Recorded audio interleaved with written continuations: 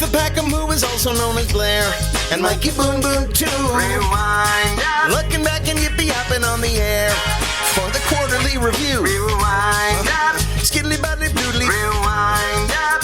Bippity-boppity-noodly. Rewind up. With the Packham, who is also known as Blair, and Mikey Boom Boom too. What up, Mike? That is so well done. Thank you. I literally played it on Toronto Mike yesterday. To tease, yeah. I'll tell you more about that in a minute. Okay. Prepare to have your tires pumped. Welcome to episode 1859 of Toronto Mic'd, an award-winning podcast. I don't know if I've ever said that on Rewinder before. An award-winning podcast proudly brought to you by Great Lakes Brewery. Did you know this is an award-winning podcast? No, I was going to interrupt you, but you're about to do the sponsor list, so... all right, well, interrupt me at the other side. End. Yeah. That's an Aerosmith song, The Other Side. Order online. Oh, yeah, well, I don't know if I mentioned, but it's proudly brought to you by Great Lakes Brewery. Order online at greatlakesbeer.com for free local home delivery in the GTA. Palma Pasta. Enjoy the taste of fresh, homemade Italian pasta and entrees from Palma Pasta in Mississauga and Oakville. Visit palmapasta.com for more. Fusion Corp's own Nick Iones. He's the host of Building Toronto Skyline and Mike and Nick, two podcasts that you ought to listen to. RecycleMyElectronics.ca. Committing to our planet's future means properly recycling our electronics of the past. And Redley Funeral Home, pillars of the community since 1921. Joining me today, making his return for this fourth episode of Rewinder, it is Blair Packham. Hi. Hi there. Hi there. Hello there. I'm the Packham who is also known as Blair. I find that opening theme that we have for Rewinder to be very catchy and very clever. Well, the catchy part is because of what Darren wrote, you know, the original hit. Darren O'Brien. That's right. Snow. And he it's all that's I'm weird. cribbing. I'm weird alling this song. You're paying your homage. Okay. I'm paying an homage. Remind me and clarify. Yeah. That's all you, right? That's not some AI machine spitting that out. No, although I used a karaoke track for part of it. So okay, so I think I left it to the day before, and I was going to send it to you, and I thought, oh man, I can't recreate, so I thought, But you wrote it, you sang it. I wrote all the words, I sang it, I added instruments, yeah. That's a Blair Packham, okay? So well done, I love it very much, and welcome back to Rewinder. Thank you, I'm glad to be here. I'm always glad to be here. So we'll do a little catch-up. For those who haven't heard Rewinder, we're very organized on this show. Like, there is going to be a bit of catch-up here. I have some questions for you, Blair. Okay. And a little audio. Then we're going to have a segment about radio changes this past quarter. There were plenty. Mm-hmm. Television changes. There were plenty. And we're focusing on Canada here, everybody. Music. There's a little less music, but we'll talk about a couple of new news items regarding music. Yep. And then we're going to celebrate, pay our respects to some people who passed away this past quarter, significant people in the TMU and beyond. So we're going to cover a lot of ground, and we're going to try to do it in 2 hours. But first, I want to know, how was your trip to Jamaica? It was great. It was really great. It took a little adjustment. I'm not the sort of lie on the beach and drink a beer at 9 a.m. kind of guy.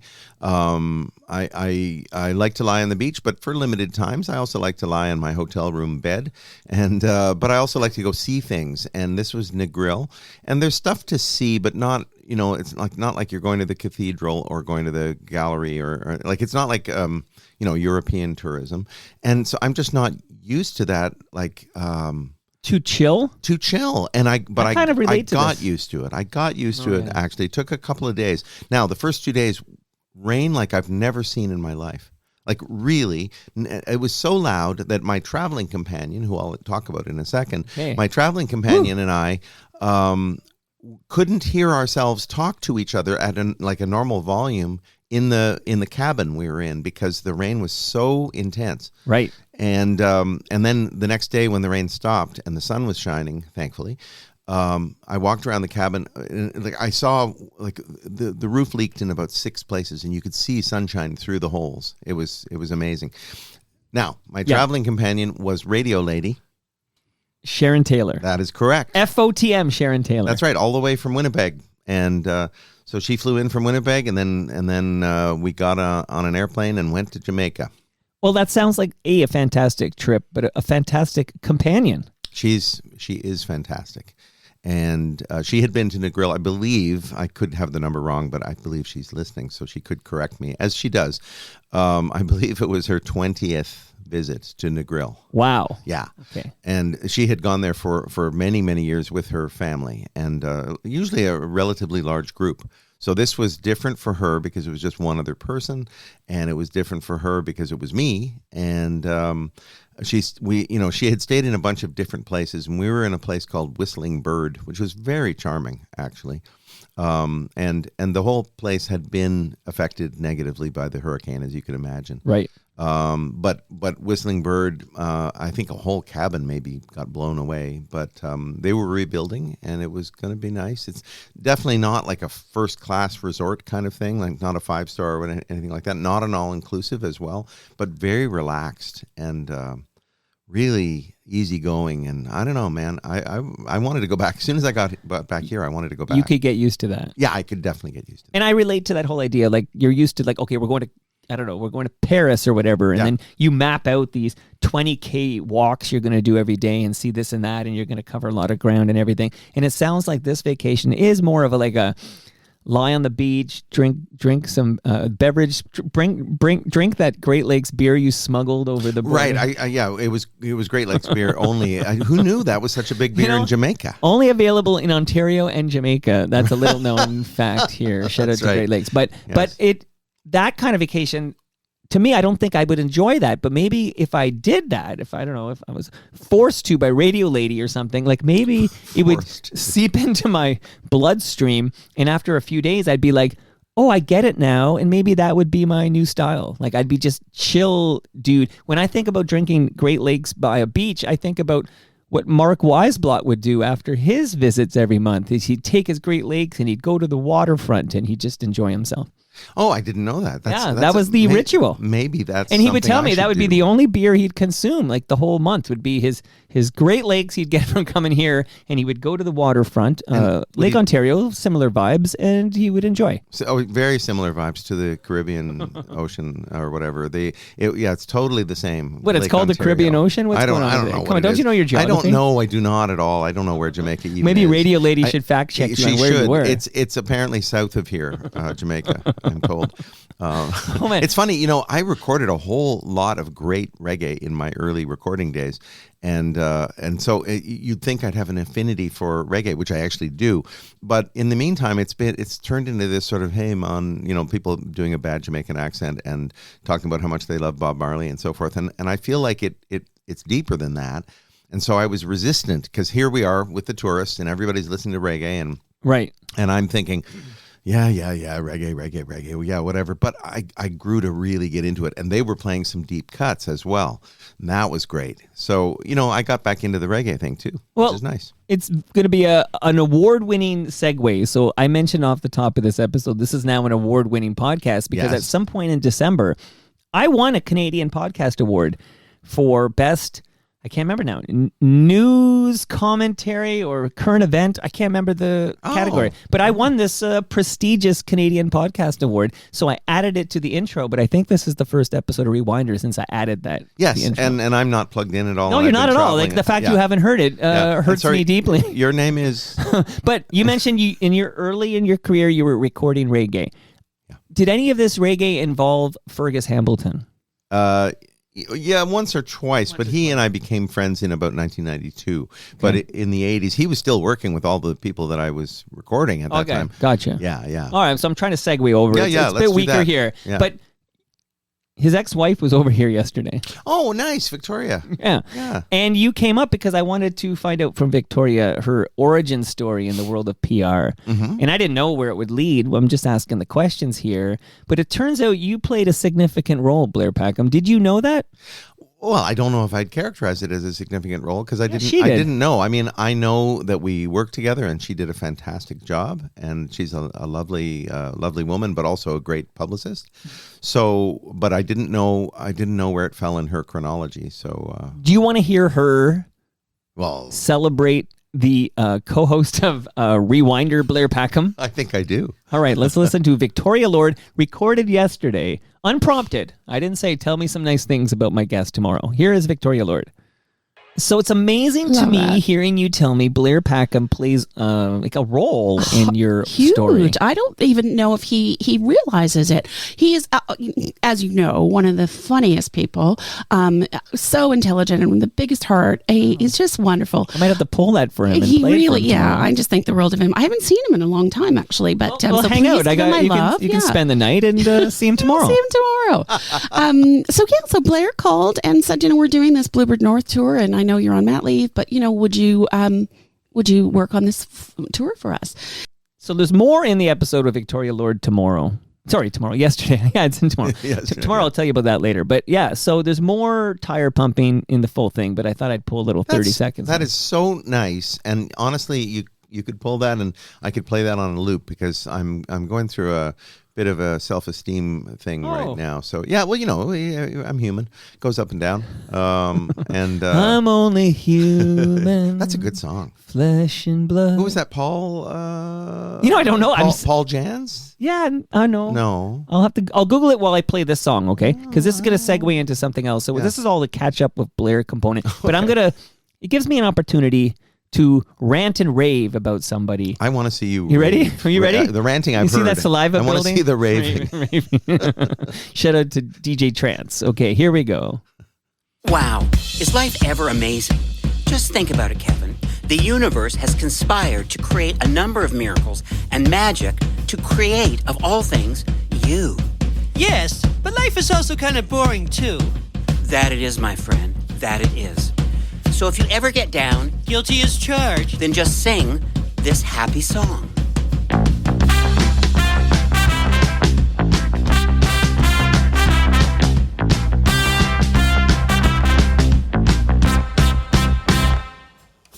Life is for living, filled with pain and misgivings.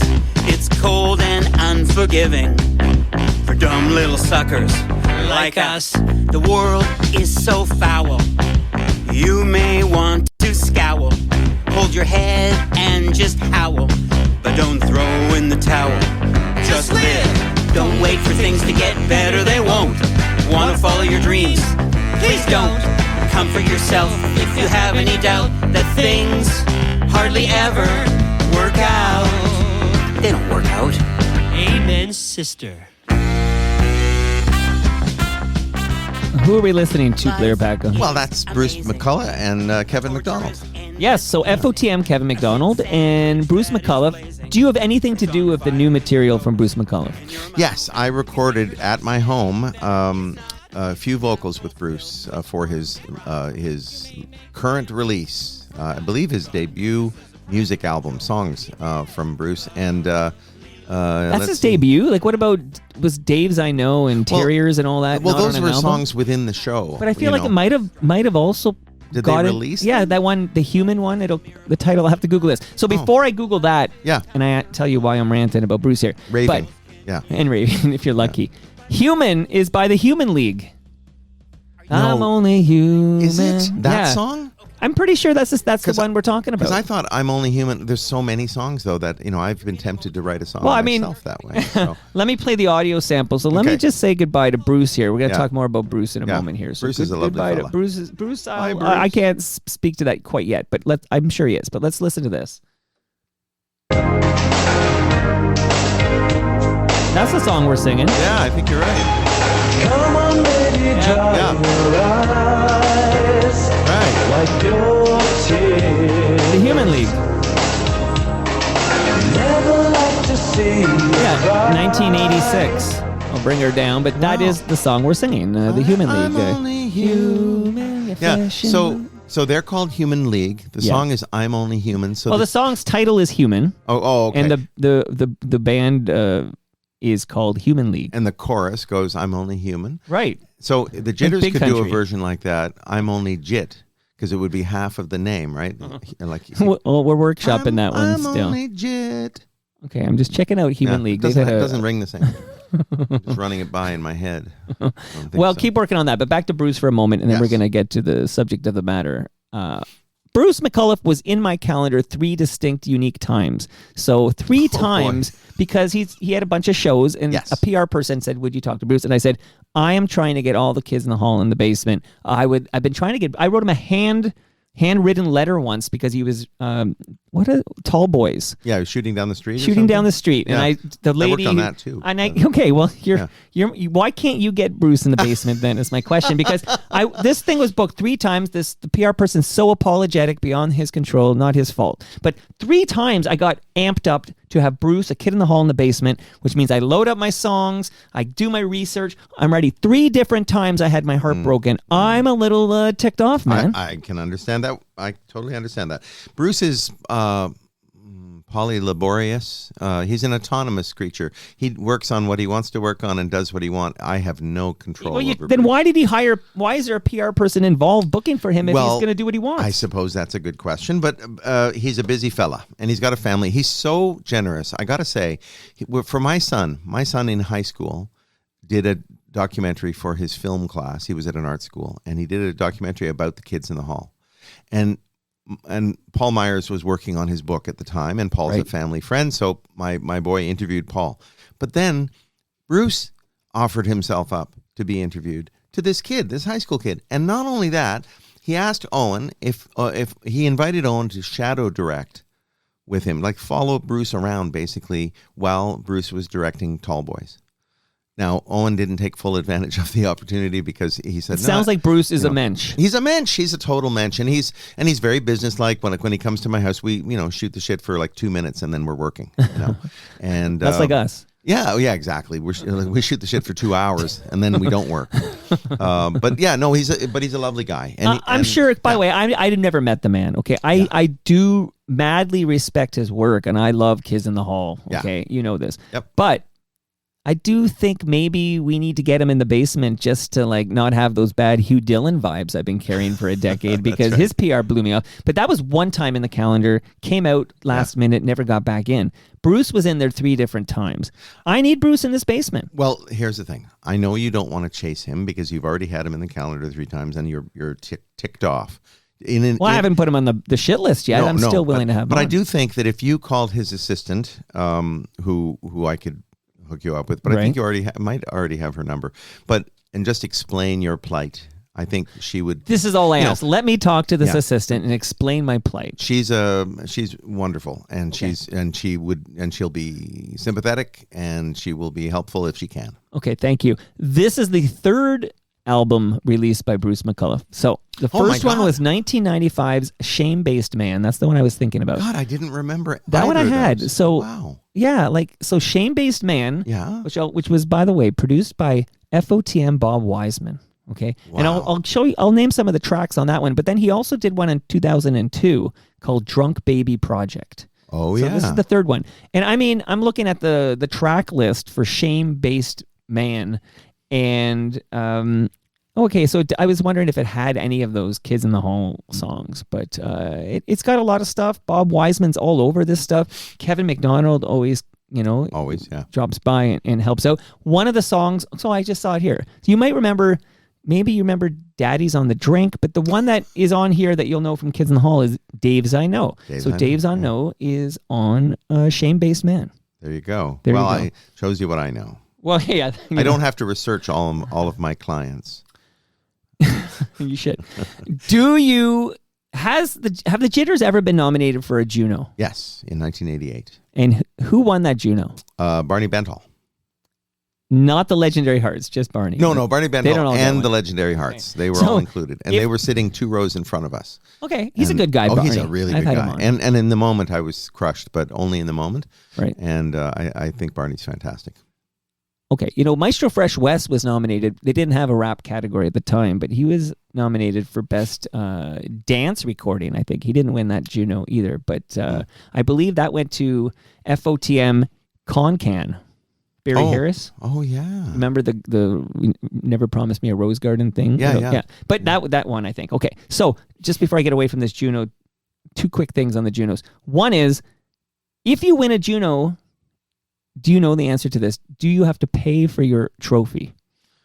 Well, I don't know, but that seems to be how it works. When I never won, I never achieved gold status with the Jitters. We came close, but not close enough. And but I understood at the time it was $125. So it's gone up. Yeah. But I don't know. It seems to be the way it is. Yeah, Simone Denny told me that it was between $400 and $600, and most artists, it'll be the record label will pick up that tab. Although, as we always say, it gets billed back to you at the end. Oh yeah. And anytime you're in a limo at the record company expense, or there's a party, the average Joe. Yeah. And I used to be one. Okay. Yes, a civilian. They don't realize that when you've got those big fancy band parties with the expensive champagne and the limos and everything, they don't realize that the record label's not just paying that because you're making them some money, that the band will end up paying for that at the end. Yeah, I mean it's creative accounting in a way, because they are putting the money out, and that money they won't necessarily get back from sales, because you may not sell enough to recoup that money. But that's where it comes from accounting wise, and it means you don't get paid a royalty until that money is like recouped. A loan. Yeah, it's like a loan. It's an interest-free loan, and there's 2 things about it that I think are egregious. One is they charge all kinds of stuff to you that you didn't authorize, or like there was a huge Juno party at the Junos that year in '88, and all the nominees, I'm sure, found charges in their recoupable account, for a party that I would have had less shrimp. Great point, right? You eat differently when you're paying for it versus some rich person is paying for this. So for me, at the end of our deal with the Jitters, we ended up with a debit balance of $485,000, and that was for limos and parties, and that's a lot of money. And pressing and distribution of the record and so forth. What that meant was, at that moment when we were dropped by the label, we would have had to earn back, in terms of royalties, $485,000 before we saw any royalty at all. So, and that was when $500,000 meant something. Yeah, it was, exactly. And it also meant at that time, given our royalty rate, that was about $1 per record, which meant we would have had to sell 485,000 albums in order to get that, in order to recoup. Which means you would have had to break in the United States of America.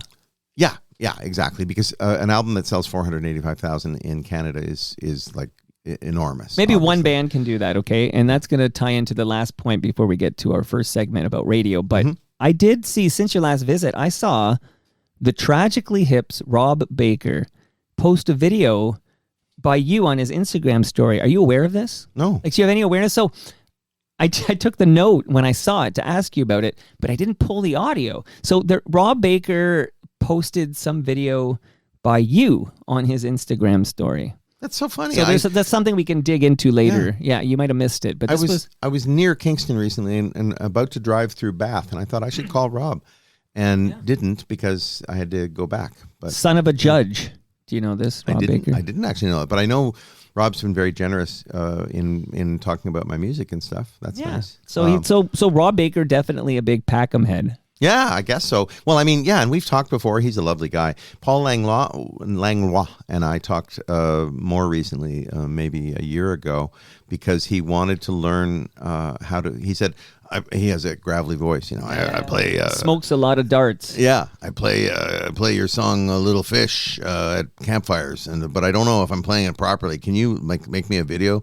So I just, for him, I made a little video of me sitting and playing and singing the song, but focusing on my hands. So quick note on the live stream from Radio Lady. Wants to know if we're both wearing shackets. So she keeps giving me a hard time about this shacket. What is a shacket? Is that just a hybrid? I would stand up, but your basement is height challenged. I'm going to show her my, just so she can see. I'm all corduroy today, baby, including corduroy shoes. So there. Don't hit your head. No. all corduroy. So Wow. corduroy socks, corduroy That's very underwear. 70s, right? Corduroy is very 70s. And I've got a medallion. No, I don't. I don't have corduroy anything on Is but the this Gino shacket. Vanelli making his return? Okay. No, it's the Chesterfield shop is what it is. Blair Packham as the Chesterfield. So this is maybe it's a shack. The last few months have been, the last couple of months have been kind of tough in that like Mother Nature's been a beast. Yes. And I feel like I'm in survival mode. Like it's been busy, but not Toronto Mike podcast busy. And it's been kind of drawing from this. And there's a lot going on here. More in my El Macombo gig. Did you know I'm headlining at the El Macombo on May 21st? I saw that. I intend to be there, but yeah, Well, listen, you got to buy a ticket. I don't even have any control over the tickets. I can understand that. We'll depending on how much they are. If I'm not there, you'll know why. I think your hair is thriving, as usual, in this time. Yeah, my barber is moving to New Brunswick, but more on that later. That's a drag. You'll have to go. It's a long way for haircuts. But to answer Sharon's complaint. Shacket complaint. Yeah. We don't know it's a complaint. You're wearing I don't know if it's a shacket, but mine is. There's no question. I got mine in Germany.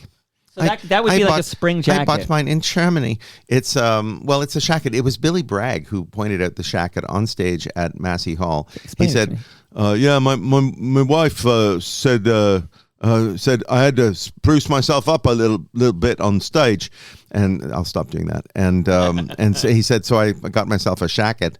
And so he pointed out to the whole audience, and I thought, I got to get me a shacket.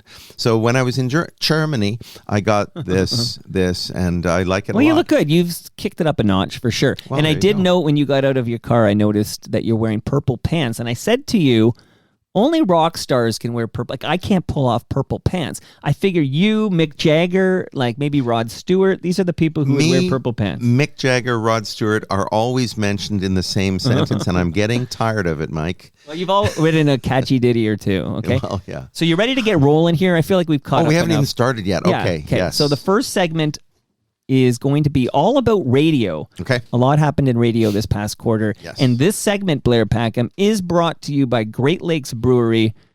I'm actually going to go there at 2 o'clock today. So if you want to meet the great Toronto Mike, I'm at Great Lakes Brewery at 2 o'clock today. I got to pick up 4 cases of fresh craft beer. But I am sending you home with some fresh craft beer. Blair Packham. Thank you. I love it. Thank you to GLB. Yes. So, big news in Toronto radio land. You ready? Yeah, I'm ready. 7:02, good morning. Mainly sunny today, high of -1. And tomorrow, mainly sunny, high of +6. It is -7 right now. -7. In the summer, it'll be +24. Hopefully. And this summer is when I'm going to celebrate my 40th anniversary living in this chum universe. 40 years doing this morning show. 40 years. Isn't that amazing? I love it. I can't believe I'm saying that. But I also have to say something else. It's been a privilege, but I'm also going to step away this summer from this morning show and this station that I love. And I wanted to make that announcement because I can't hold a secret very well. So I had a lot of time to think about it, and I just want you to know being in this chum universe for 40 years has been so awesome. And I'm just wanted to tell everybody that this is my decision. So there's the big news from Chum. Yeah. That's a big one. That's a really big one. Yeah. 40 years. Yeah. In fact, I was wondering to myself, when Marilyn Dennis hangs it up for good this summer, who will be the longest serving morning show host in Toronto radio, like actively on the radio? Do you have a guess? Well, based on the 40 years, I would have said her. No, but, after her. Like when she retires. Once she retires. No, I don't have a guess. I believe it to be Roz and Mocha. Oh, wow. And I believe that John Moore is like weeks later. Like, I think they're very close. I could have gone to John Moore, but Roz and Mocha I would have thought I just feels more recent. Yeah, well, that's it. It is kind of recent, right? Like, so, how long for them? 15 years, I think. 16 years. And John Moore's less than that? So I believe John Moore starts his morning show, Moore in the Morning, like literally weeks or months later. Wow. So Roz and Mocha, then John Moore, but weeks or months apart. But that's a big deal for Toronto radio to have Marilyn Dennis no longer hosting the morning show on 104.5. What a busy broadcaster she has been. Do you know her personally? Have you met her? Well, we've met, but I wouldn't say I know her, and I wouldn't say she'd know me or remember me or anything. But, I was on when she was at, where was she at? The Marilyn Dennis show. City Line. Oh, yeah, well, it's okay. Two things here. Yes. She did take over for Deanie Petty on City TV's City Line. Yeah. Okay. But then there was that whole thing where Bell Media bought the Standard stations. Well, your dad worked at Standard. You know and I was there at the time doing my show. And there was that split where Bell Media ended up with CP24. Yep. And Rogers ended up with City TV because because Bell already had CTV and they couldn't have City TV. You couldn't have too many properties. Yeah. Right. But what happened there was Marilyn had to leave City Line because Rogers owned City Line and she was becoming a Bell Media talent on 104.5 Chum, which became a Bell Media station. So Marilyn had to leave City Line, and then Bell started up a new show for Marilyn on CTV called The Marilyn Dennis Show or something like that. Right. Yeah, and so we crossed paths here and there, but I certainly wouldn't say she was a friend or anything like that, but I'm an admirer, and anybody who lasts that long in broadcasting, I mean, what a volatile industry. And for her to last that long is a testament to her abilities. Yeah, it's very rare not to get fired in the radio. Rare. Yeah, like every 6 months or every year. Get fired, get a format change, whatever. Now, we don't know. I've been unsuccessful in my many attempts to get Marilyn Dennis on Toronto Mike. She's it would be a natural fit to have her on to talk about her radio career and coming to Chum and working with Roger Ashby and Rick Hodge. And then Rick, of course, goes to Standard to do this crazy thing with Easy Rock and CFRB 1010. And they fill that spot with Darren Lamb. Do you remember this name? Yes, I do. Did you ever meet Darren Lamb? I don't think so. Okay, I love that. This is my favorite part of the show where I name the people and you tell me. Okay. And I just go, no. Darren sorry. B. Lamb is how I think he was billed, but I think they filled the Rick Hodge spot with Darren B. Lamb. And then at some point, Darren B. Lamb left to go to CHFI and was co-hosting with like Maureen Holloway.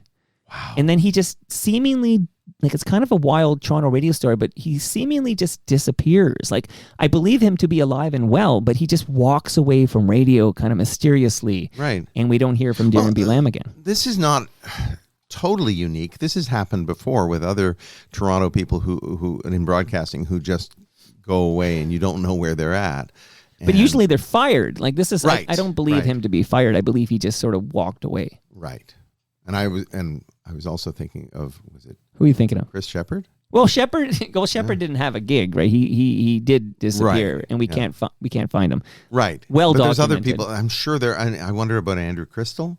I mean, he obviously resurfaced a number of times. He was on Sirius XM though. Yeah. And I think he was possibly at Sirius XM when he passed. Maybe like he had the show possibly. on Sirius XM. Yeah. I think he was working. Yeah. But that's like the Witness Relocation program. Like you could have a show every day on Sirius XM, and we wouldn't have a clue. No. It's funny how fragmented everything is now, to the point where, honestly, when you are naming names, I know the names. Yeah. But I'm thinking, it's like if we were talking about the Blue Jays, I'd be like, yeah, good for you, Mike. Yeah. Talk about that baseball team, whoever they are. Well, Marilyn Dennis has been around so long that even us oldies, even I think of Roz and Mocha as new. No, it's true. That's right. By the way, Roz, I think, is older than me. Like this is really? the young up and comers in Toronto area. So I'll give you my theory on what I think happens next with Chum. Okay. And your job is to confirm or deny. Fake an interest in all of it. But I know you can't do this, obviously. I have the wrong co-host for Rewinder. Get me Weisblot back. Well, just kidding. But do you know the current co-host of the morning show on Chum FM? I do not. That Marilyn Dennis is at the helm of? Nope. His name is David Corey. Oh. Do you know this name, David Corey? I believe, hasn't his name come up on Toronto Mike a number of times? I feel like there were episodes. Okay, I'm floundering here. You're floundering. Yeah. No, I don't think I've ever explicitly talked about David Corey on Toronto Mike. But so David Corey is a very good friend of Marilyn Dennis, and he I feel out. Here's what I think was the plan all along. Okay, I'll just tell you what I believe the plan to have been. Purely speculation on my part. Okay. But I think they saw that, we'll get Marilyn to 40 years. That's a good milestone, a good run, right? It's 40 years on a morning show in Toronto I can only think of one. Unbelievable. One guy went Wally Crowder, right? Yeah, Wally Crowder. 50 years, right? Yeah. Okay, so outside, and that's never going to happen again. Did I ever tell you my Wally Crowder story? Tell me the Crowder story. Well, I lived in the Manulife Center with my parents when I was a teenager, and so did Wally Crowder. Not when he was a teenager, but when I was a teenager. Right. So my dad, at the time VP of Standard Broadcasting, they would see each other in the elevator and hello, Wally, good morning or whatever, but they were colleagues and so forth. Sure. But I would see Mr. Crowder going into the elevator. Maybe I'd come home after school and he'd be waiting for the elevator. We got on the elevator and I guess someone had farted. The person who got off the elevator after. We get on and it's not good. And Wally Crowder says, "Oh, for God," in that broadcast voice. "Oh, for God's sakes, did somebody die inside you?" Oh, you took the hit on that one. No, not to me. Oh, he was saying he was yelling it out the door before the elevator door closed. Yeah, he wasn't. No, he wasn't saying it to me. But then I, who was a very delicate soul, very very.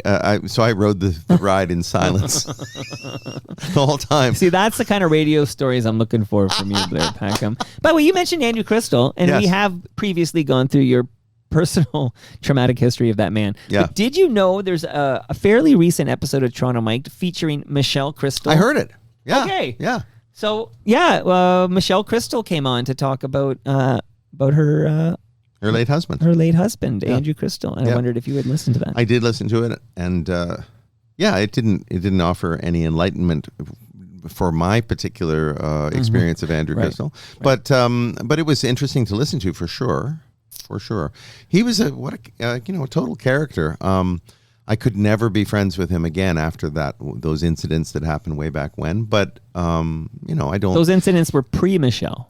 Yes, they were around 1980. Yeah, way pre. Okay, because she enters the Crystal Nation, the Crystal Palace. Yes, when Crystal's in Halifax. Right. Which is after Mojo and before he got the Fan 590 gig, and then he was on City News for a while. Right. His real name, Nagel, by the way. Okay. How many people know that? Not many. Well, listen, you just dropped that bomb on us. And here, let me tell you, I am useful, Mike. You are useful. So here you go. Mike had announced this as my last rewinder. No way. I love these quarterly episodes. Okay, good. And even though I know nothing about broadcasting. But after Victoria Lord pumped your tires, I never thought of you as funny. And then Victoria Lord has never thought of me as funny. Oh my God. Victoria's got me all turned around. Like now I think, that's a great guy to co-host Rewinder. He's a good guy. I should get him in sometime. Yeah. You're more than just Rick Emmett's driver, as far as I'm concerned. And engineer. Well, hold on a second. There is I'm going to drop some Triumph on you. Okay. For the music segment. So yes, I can't get you ticket. And Victoria Lord sent over. No, I wasn't going to answer. I'm too young for Triumph. Come on, Blair. But Victoria Lord sent Gil Moore, not Doug Gilmore, but Gil Moore to the basement studio. That's great. I didn't even know that until she mentioned it yesterday. Okay, so really quickly back to Chum, because everybody wants the Chum chatter here. Okay. I believe they looking down the line on Marilyn Dennis, the exit plan, you know, and they're like, okay, Marilyn, we're gonna get you to 40 years, and then you're going to present to the world that you're hanging up your decision after 40 years. You're going to step down, okay? So we're gonna take FOTM Jamar McNeil. We're taking him off the morning show because he was implanted there kind of as the Roger Ashby replacement. This guy Jamar, American by the way, came over twice. We got to get him over a third time. Jamar McNeil is going to go in afternoons to co-host with FOTM Josie Dye, who many know best from CFNY and then Indy 88. Yeah. Okay.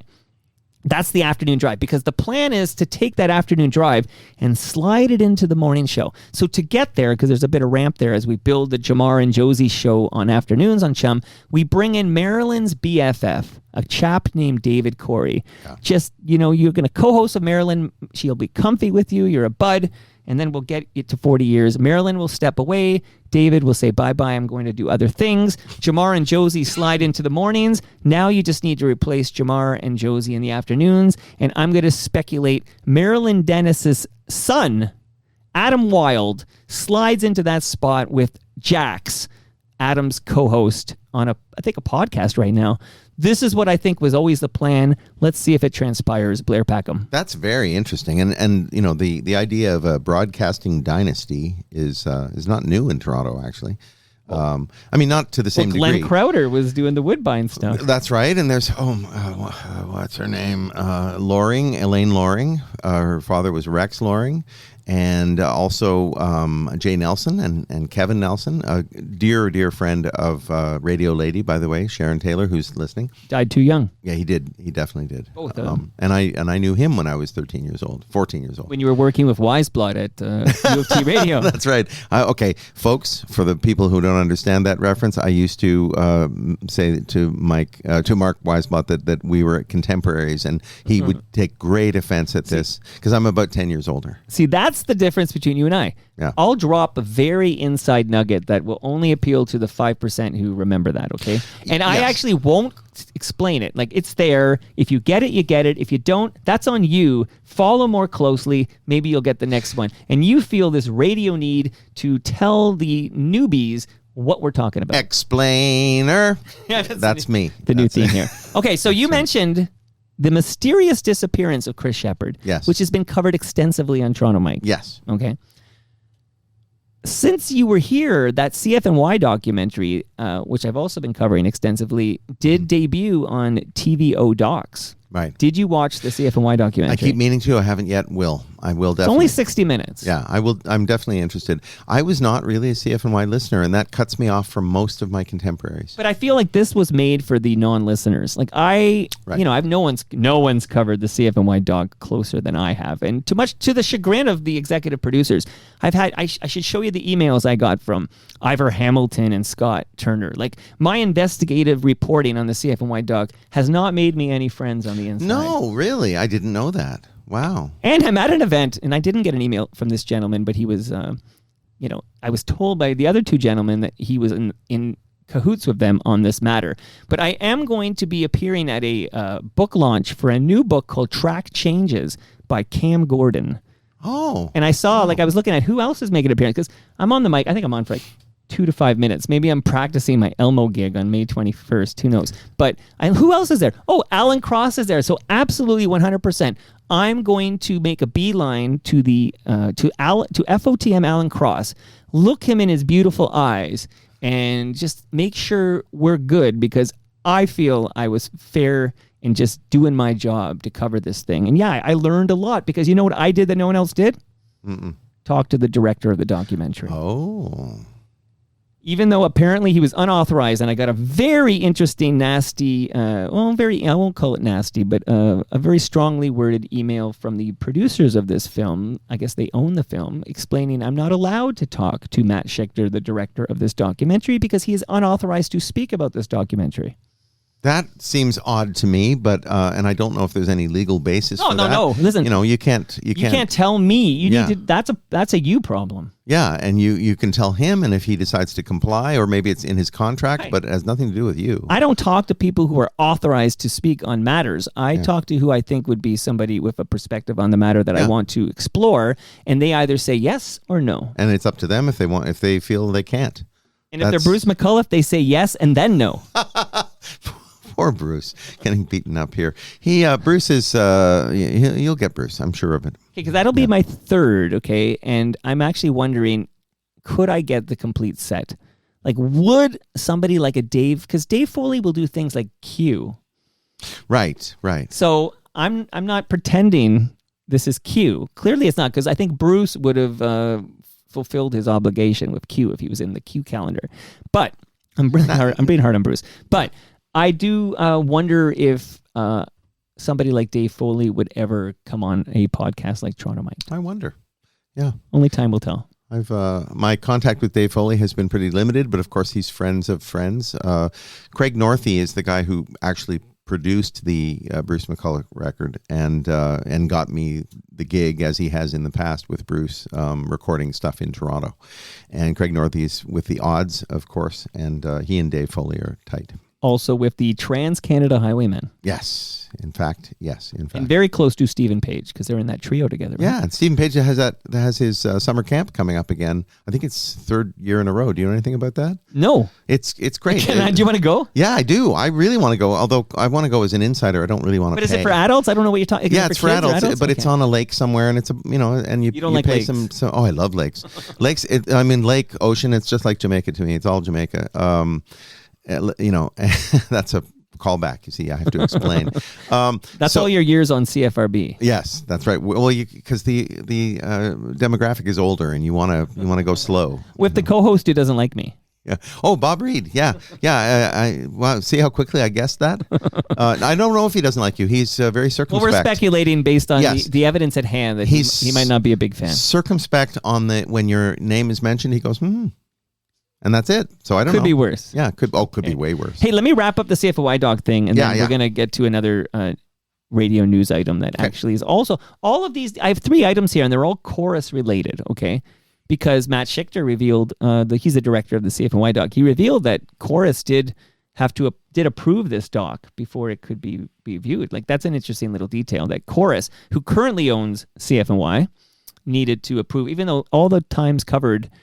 I think everything. I mean, they do refer to the fact that Martin Streak had passed away, and of course he passed away when Chorus owned CFNY. But everything in this doc is from the Spirit of Radio era, which is the David Marsden era, which is pretty much like 77 to 87, which is way before Chorus would be an owner of this station. I don't even know if Chorus. I don't think Chorus existed. But I told a David Marsden story. Go ahead, because he just to my celebrated class. his 85th birthday. Yes, Happy birthday, David Marsden. And I like David very much. Actually, I don't know him very well, but I've known him a long, long time. So back when I had recorded my first demo of my first song ever, I decided that all I had to do was get it to somebody famous, and they would make me famous, because that's how it works. Right. You get it. Someone famous recognizes your genius, and then they make you famous as well. Right. So I had a cassette, and I sent it to Chum, and I was a fan. I had been in a band that David Marsden managed. It was called Chicken, and I was in the band for about a month. Okay. And they rehearsed in my basement. Eddie Valaquette and Ben Haynes and Dave Tomlinson and me. And so we rehearsed in the basement. Then they went on to make an album and so forth. Anyway, so I felt I had a connection to David Marsden. So I sent my cassette to Chum on 1331 Yonge Street, and then proceeded to call about every 2 days to see if David had listened. Now, in my memory, my voice hasn't changed yet, but I'm pretty sure it had. I was 17. Right. And so I would call. Just wondering if David Marsden can call me back. So anyway, eventually I get a call. I'm at home in the Manulife Center on the 47th floor. Yeah. And the phone rings. It's a landline. And I pick it up, and Blair, it's David Marsden. And I'm like, oh my God, it's David Marsden. And he goes, listen, I was in traffic driving, and I had your cassette on. And you know how when you're driving, you can get distracted easily? Well, I got distracted and I turned it off.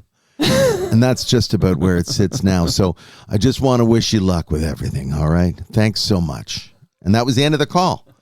And I was like, oh no, I'm not going to be famous. So that's my David. So Marsden story. I wanted to let you finish this story because you tell it so brilliantly. Thank but you. I just want you to know you told that story at the last episode. Oh, the last one? I thought I told it before that. I thought I was spreading it out. Okay, well, it's only the 4th episode of Rewinder. Oh, okay? that's true. So Grandpa Packham. All right. It's great, but that's a great story. And I like I think my telling of it was better this time. Yeah, because your voice, the young Blair voice you use sounds a lot like me.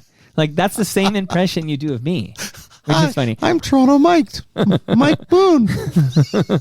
And the Packham, who is also known as Blair. And Micah Boone Boone, too. Micah Boone Boone. Yeah, So that's clever, right. so clever. So the impressions I do now, I'm just doing an inventory for myself. David Marsden, Mike Boone, young Mark Blair, Weisblatt. Mark Weisblatt, Alan Rickman, Jeremy Irons, and Shaggy.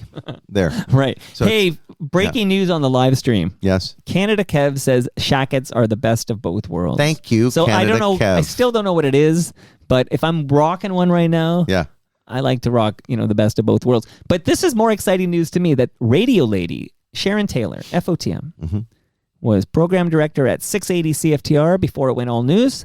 Was at KISS 92.5 when Garth Brooks was ruling the radio roost. That's right. She says, Bob Reed hates me too. And she put it in all caps. We don't know that. She put it, I'm reading it Well, right just now. because it's all in all caps doesn't mean, She speaks for herself. Okay? Okay, fine. We don't know that about either of you. All we know is I like the word circumspect. Well, that is a good word. Yeah, he doesn't go either way when he talks. He's indifferent. He's I think it's more apathetic. than indifference. Apathy is killing him. Okay. So to wrap the CFY doc, and I won't go into too much detail and dirt, except I have in my possession literal letters from lawyers to the director, from the producer, the executive producers, basically executive producers saying basically this is a piece of shit. We want to get this back so we can fix it. And so when you follow the threads and you realize what was actually aired, that 60-minute version on TVO, is with a couple of title card changes, other than a couple of minor title card changes. It is exactly what Schichter delivered. Because I've seen the version delivered by Schichter. I saw it before. They dropped the TVO doc. I compared. I've done my journalistic. Maybe nobody cares but me, but I feel like this is something of interest to the CFY heads. It's not supposed to be a PR machine. Everything was amazing, because it kind of comes off as a love letter, but it's like everything was absolutely fucking amazing. They played the best music. This was the best time in the history of radio. And then Marsden left, and then it all went to what it became, which is like corporate radio. Right. Yeah, I'm just saying, yeah. I within reason, I feel like somebody should be giving a shit about these details. And it seems like I'm the only one who's digging in and having these conversations. Yeah. And I know some civilians who have watched it, like people who aren't in radio and aren't in music, but they're curious and they enjoyed it. But I think that they found it a bit of a puff piece. It is a love letter. Yeah. And I think it's a love letter to our friend David Marsden. Right. Well, I do an impression of David Marsden. Have I told you that? And I love hearing your impression of David Marsden, because if you clock the speed at which he's speaking, and I know that is how David Marsden would speak, and then you compare it to the footage we have of Dave Mickey on 590 CKY, it is I think 10 times speed is Dave Mickey 10 times. So it's kind of amazing he was both personas. I do an impression of David Marsden. I'm just going to keep saying that. Do your Dave Mickey. I know I can't do that. I could do my Kevin Nelson, though. Kevin Nelson, no, it wouldn't sound. I wouldn't even know. Well, that's the thing, yeah. Okay. So I'm going to wrap up radio. Okay, radio. I'm trying to keep it to 2 hours. Yeah, okay. We suck at this. Fine, but fine. The Gotta couple leave more time for my David Marsden impression. Right. A couple of radio notes from Chorus. One is that they moved. We talked last time on Rewinder that John Oakley had stepped down after a long run. Yes. Okay. He took over mornings for Humble and Fred when they left Mojo Radio. We talked about that when we talked about Andrew Crystal. But Humble and Fred went to Mix 99.9. Yeah. Standard broadcasting, right? Yep. Those were the days. Those were the days. Okay. Yeah. And John Oakley got the gig from 1010. John Oakley went to 640, and then he eventually did move to afternoons. I've had many chats. I had Supriya Devedi on with Mike Stafford, and they were the morning show. But John Oakley was in afternoons, and we talked about his long run. Well, he's retired now, and Ben Mulrooney got the afternoon slot. So if you're wondering who took over for John Oakley afternoons on 640, the answer is son of Prime Minister Brian, almost FOTM Ben Mulrooney. I'm curious if that's also, is it just a radio gig? No, well, he is hosting a politics show on Global. That was the one that I had read about, yes. And too much Ben Mulrooney for my taste. I got to say that more clearly. Too much Ben Mulrooney for my taste. Well, the nice thing about all this is you don't have to listen to Ben Mulrooney afternoons on 640. You don't have to listen. You don't have to. Good. You know? Okay, I always tell people this when they say they don't like somebody. I'm like, well, you don't have to listen. No, you're absolutely right, and I don't need to express my opinion except that. No, but what else are you on Rewinder for? Exactly. If you think he sucks, say he sucks. Oh, I didn't. No. I just said I don't need to hear any more of him. That's all. No more Ben. But I know some ladies who love him. You know? Really? Yeah, and they think I always think, really, like, well, he's available now. Looks trump his politics and his opinion. I'm triggered by the use of that word Trump. I know Trump. I know. I'll just. I can't play euchre anymore. No joke. We need a new room. I love euchre, like many an Ontario native does. But Radio Lady is a euchre player, by the way. Okay, and she taught me a card game while we were in Jamaica, but I don't remember what. Oh no, it's called. Not kidding. It's called Stupid.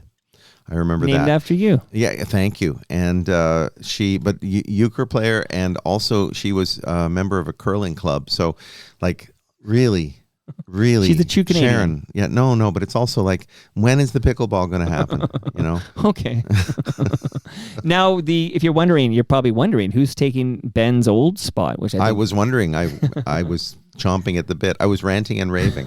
A chap named Brad Smith, who was like a Bachelor Canada person who possibly played some professional football. I don't know a lot about Brad Smith, but he's got the old Ben Mulrooney spot on 640. Right. Well, there you go. Congratulations, Brad Smith. So there you go. Here's where you come for your radio news. One last item. Yes. There was a midday announcer on Edge 102, the aforementioned CFNY. Yes. And, or is it 102.1, the Edge? I never knew, but I get confused. But she went by the handle MK. And MK was fired. This is a sad, true story that she was only on CFNY, kind of live and local, and they fired her, and she's been replaced by a chap named Jeremy Baker, who is on like several radio stations at once. Like, so basically it's cost cutting because Jeremy's already doing his show for a bunch of stations in the Chorus network, and now it'll be on 102, and they don't have to pay MK that monster salary she was probably demanding. Yeah. Excuse me. That's radio right there. Radio Lady would have something to say about that. I think Radio Lady is turning into a socialist. She was an avid capitalist when she worked in radio, and the avid unfettered capitalism is what drives those large corporations, and so they see an opportunity to cost cut.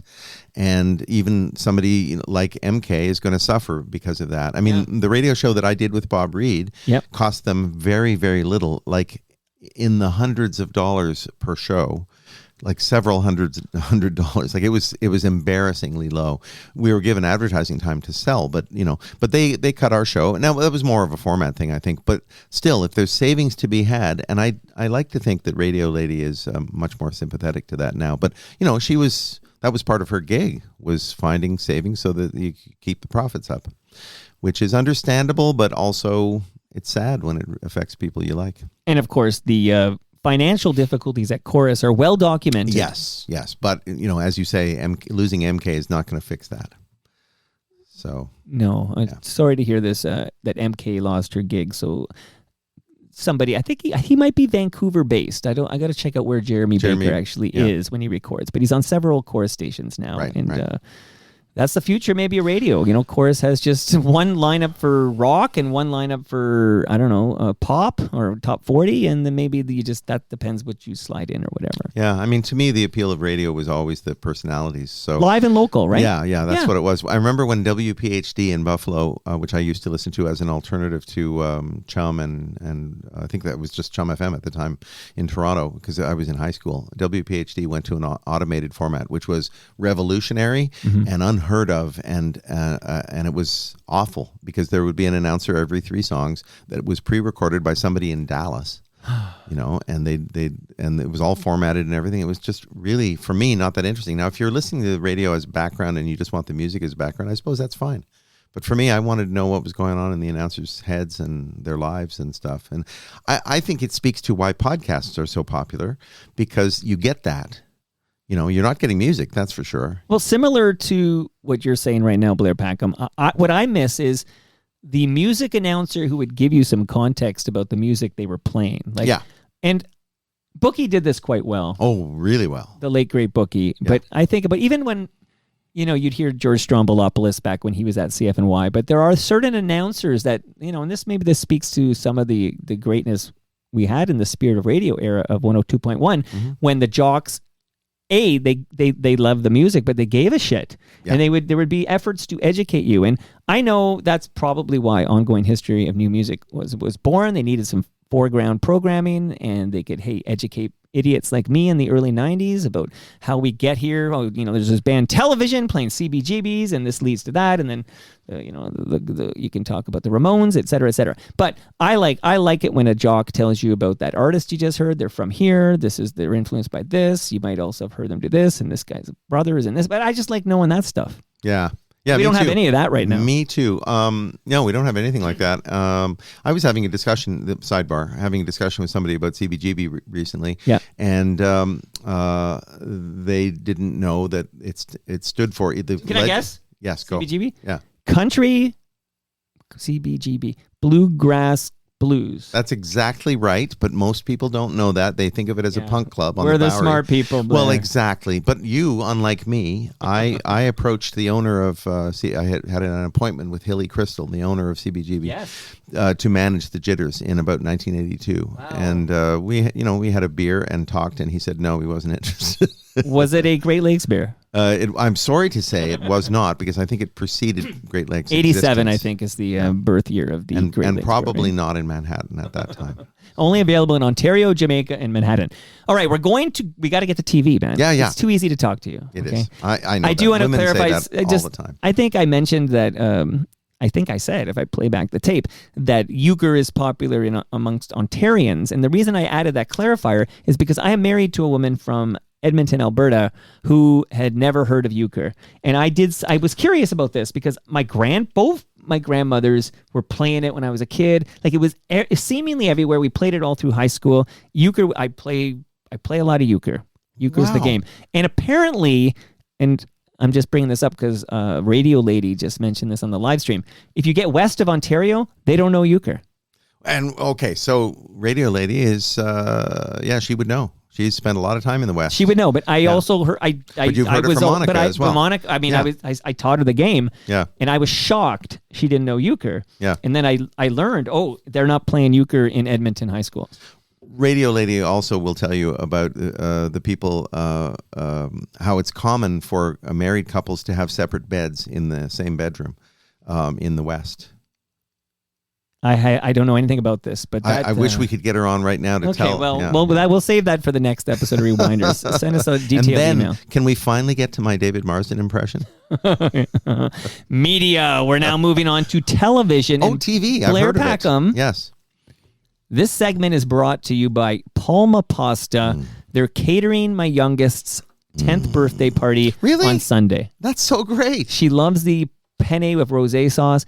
I have in my freezer right now, Blair Packham, a large beef lasagna. It is frozen, and I know you've had several in the past, and they're delicious, and I'm excited that Palma Pasta sent one over for you. And beef lasagna was my nickname in high school. Beef is Lee Eckley's nickname. Really? And he was on Chum FM. Right. I remember I met Lee a few times. In the interim, between Rewinder episodes, while I was working on my David Marsden impression for the, which I'll be working on for the next one as well. I want to hear it next Rewinder. Yeah, that's right. You do. Owen, my son, and I, we were at Longo's and saw the Longo's lasagna and thought to ourselves, well, we like that Palma Pasta lasagna a lot. We really do like it a lot. So we got the Longo's. It was horrible. Yeah. What's interesting is It's horrible. some Longos are now selling actual Palma Pasta Well, lasagna. I thought this was repackaged Palma. I No, actually looked on it. It'll say Palma Pasta. It'll have the logo and say Palma Pasta. Was absolutely and utterly not Palma Pasta, which is excellent. You know what? Why do you think Peter Gross was on yesterday? To get a lasagna. I saw the picture of him holding the lasagna, and I thought, that's why he's there. By the way, you got to hear the Peter Gross. Only a half an hour. We had just come out of a court appearance, but he like you guys getting divorced? What's going on? He picked his lawyer by Googling lawyer and hiring the first link. Wow. And this story, that's terrible, right? If your friend said that, you'd be, oh my God, that's What do not you how do? you get a lawyer. Yeah. But we have a mutual friend, Peter and I, who would do us a favor with no invoice at the end of this conversation, who is a lawyer. Like, I don't understand. And I said to Peter, because Lorne Honickman helped out Mike Stafford after hearing Mike Stafford's plight on Toronto Mike. No kidding. That's so nice. By hooking him up with a lawyer who works on contingency. It all That's comes so back. It's all nice. coming back to chorus again. Yeah, We're getting yeah. to TV now, except to say, wouldn't you pick up the phone, call your friend Lauren, and just say, here's my predicament.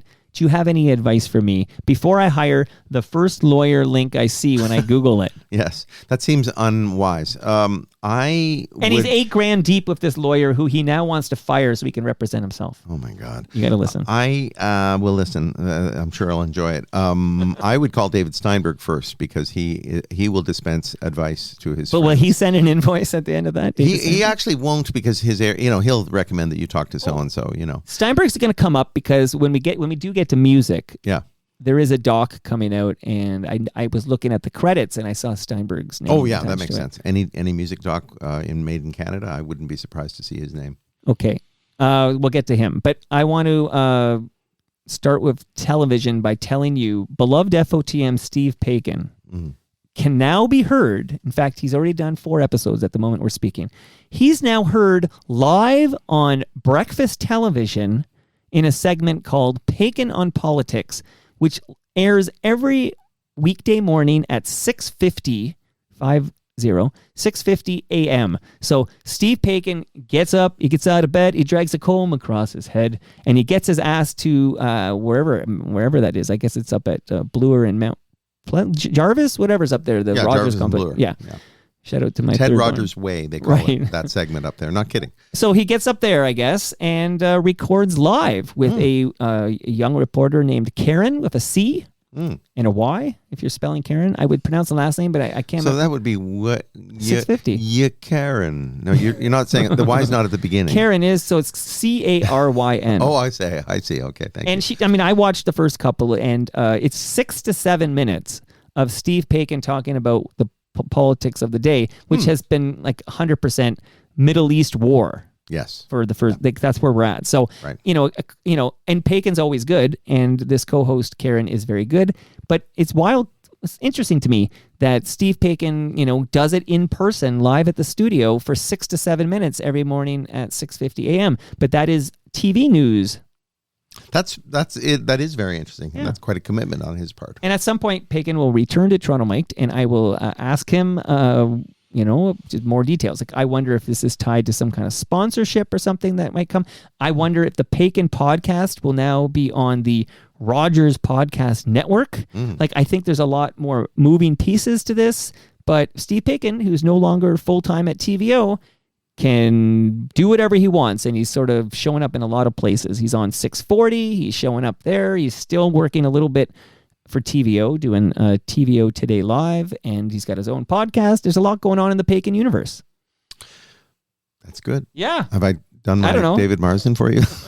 No, I don't have much to say because I'm afraid now that I'll say I knew him back at UFT Radio, and you'll say yes, you've said that on every appearance on Toronto. That's Mike. different than telling the specific story. I could tell you the specific story about. I like knowing how you're connected to these names. Not the last, but one of the last Toronto Mike, the TMLX Live things. What's the name of that place? Palma's Kitchen? No, it was GLB Brew Pub. Yeah, GLB. Jarvis and Queens Quay. Exactly. So I was there. Paikin was there. I felt the need to go over and say hi. Do you remember me from YouTube? You didn't do that? I did, Okay. but then he said something that confused me. Something about old friends or something like that. And I went, well, I don't know about old friends or something. And then Cam Gordon's partner, whose name escapes me, Megan MF. I don't know if we're allowed to say her name. Oh, well, yeah, just call her I'm not MF. fixing that. Anyway, she was nice, but she laughed and said, he's not talking about you. And I found that embarrassing. I went, oh, okay, and I walked away. She's a reporter herself, by the way, and I have booked a country music singer named Megan Patrick. Oh, I know her name only, but yeah. But that name is similar. Yeah, she's got. But we're not naming this. But we're not person. naming. No, exactly, no. Yeah. MF will refer to her. Right. What's that Simpsons joke where he goes, "I'm Homer S." No, that's not that. I'm H. Simpson. Do you remember this Simpsons joke? Okay, so Paikin's got a new gig on breakfast television. I have another piece of breakfast television news for you, and I have some audio that'll tie this in. Let's listen for about a minute. Good morning, everybody. This is usually where we do a little city shout out. Devo Brown, you are back from a little trip, a little business, a little pleasure, looking amazing. Thank you. But right now, you have a very special announcement to share with everybody. I do. I'm glad to be back and good to see you guys. Happy Thursday. Thank you for waking up with BT. All right, let's get into it. This is a day that I didn't think would ever happen. It is completely surreal, and I'm going to get straight to it, and then I'll explain more. I will be leaving BT. My last day will be March 27th. I want you to know this was my decision, one that's been a battle in my mind and my world for many, many months. Look, I'm at a point in my career and my life where I don't want the what ifs. What if I did this? What if I did that? You don't want regrets. That's for anybody.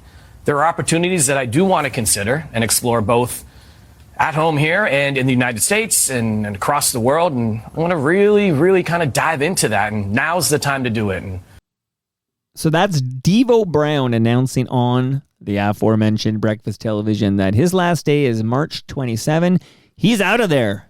I feel you, Devo. I really do. No, I mean, now is the time, right now, for anybody. If you're feeling, aimless, or you're feeling like there's more to life and so forth, now is the time. So, just on a human level, I get it. I completely get it, and the explanation to me suffices. I do think it's sad, though, that in the world of broadcasting, you have to give the disclaimer, and I want people to know that this is my decision.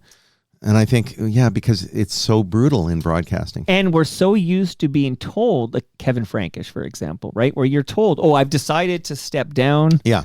Where you later find out, because they come on Toronto Mic'd and they tell you, no, they're tapped on the shoulder. Yeah. And they're told, like, this is the Christine Bentley story that she told me a decade ago. But you get told there's two ways to do this. Yeah.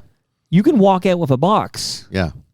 And then everyone knows you're fired. Or we can pretend you're either moving on to other projects or retiring, even though you don't want to retire. Yeah. And we can have a cake and a goodbye and then adios. And a lot of times people choose that second route because of pride. Pride. It seems more humane, for sure. I even wonder, and this is pure speculation, and it's just me wondering, but Marilyn Dennis. Maybe she wanted to push for 50 years instead of just 40. Okay, so it's interesting you brought that up, because I'm not here to tell somebody they're misleading us. And I don't know why Marilyn is leaving after 40 years. But in my heart, I feel like I've heard this story before. Like, it echoes. Yeah. And I'm thinking now, I'm going to say some heavyweights, okay? Who's the heavyweight? Aaron Davis, right? Yeah. When you find things out after the fact that are a bit of a mind blow, where you think somebody 100% of their own volition decides they're going to step away from their lucrative morning show, and then you find out later, they were told time's up. Yeah. So I'm not calling anyone a liar, and I'm here to say why when Devo says that sentence, we're all thinking he was told to step aside. Bacon's coming, buddy. Get out of here. Maybe it's bacon. For 6 to 7 minutes. Yeah, exactly, man. Does a great job, Bacon, by the way. But who knows, And I just want everyone to know that Bob Reed and I left our show not of our own volition. It was Mike Ben-Dixon, but he was just following orders. It was a format change. And we lasted 11 years, so therefore. But, I think most people in broadcasting don't leave of their own volition. I think it's just the way it is, because it's a brutal business. Right. But I think there are only so many lucrative gigs in radio. There are fewer than ever before. Very few, yes. But Marilyn had one. Yeah, Marilyn, yeah. And maybe that's part of the calculation as well. People thought that about Colbert. That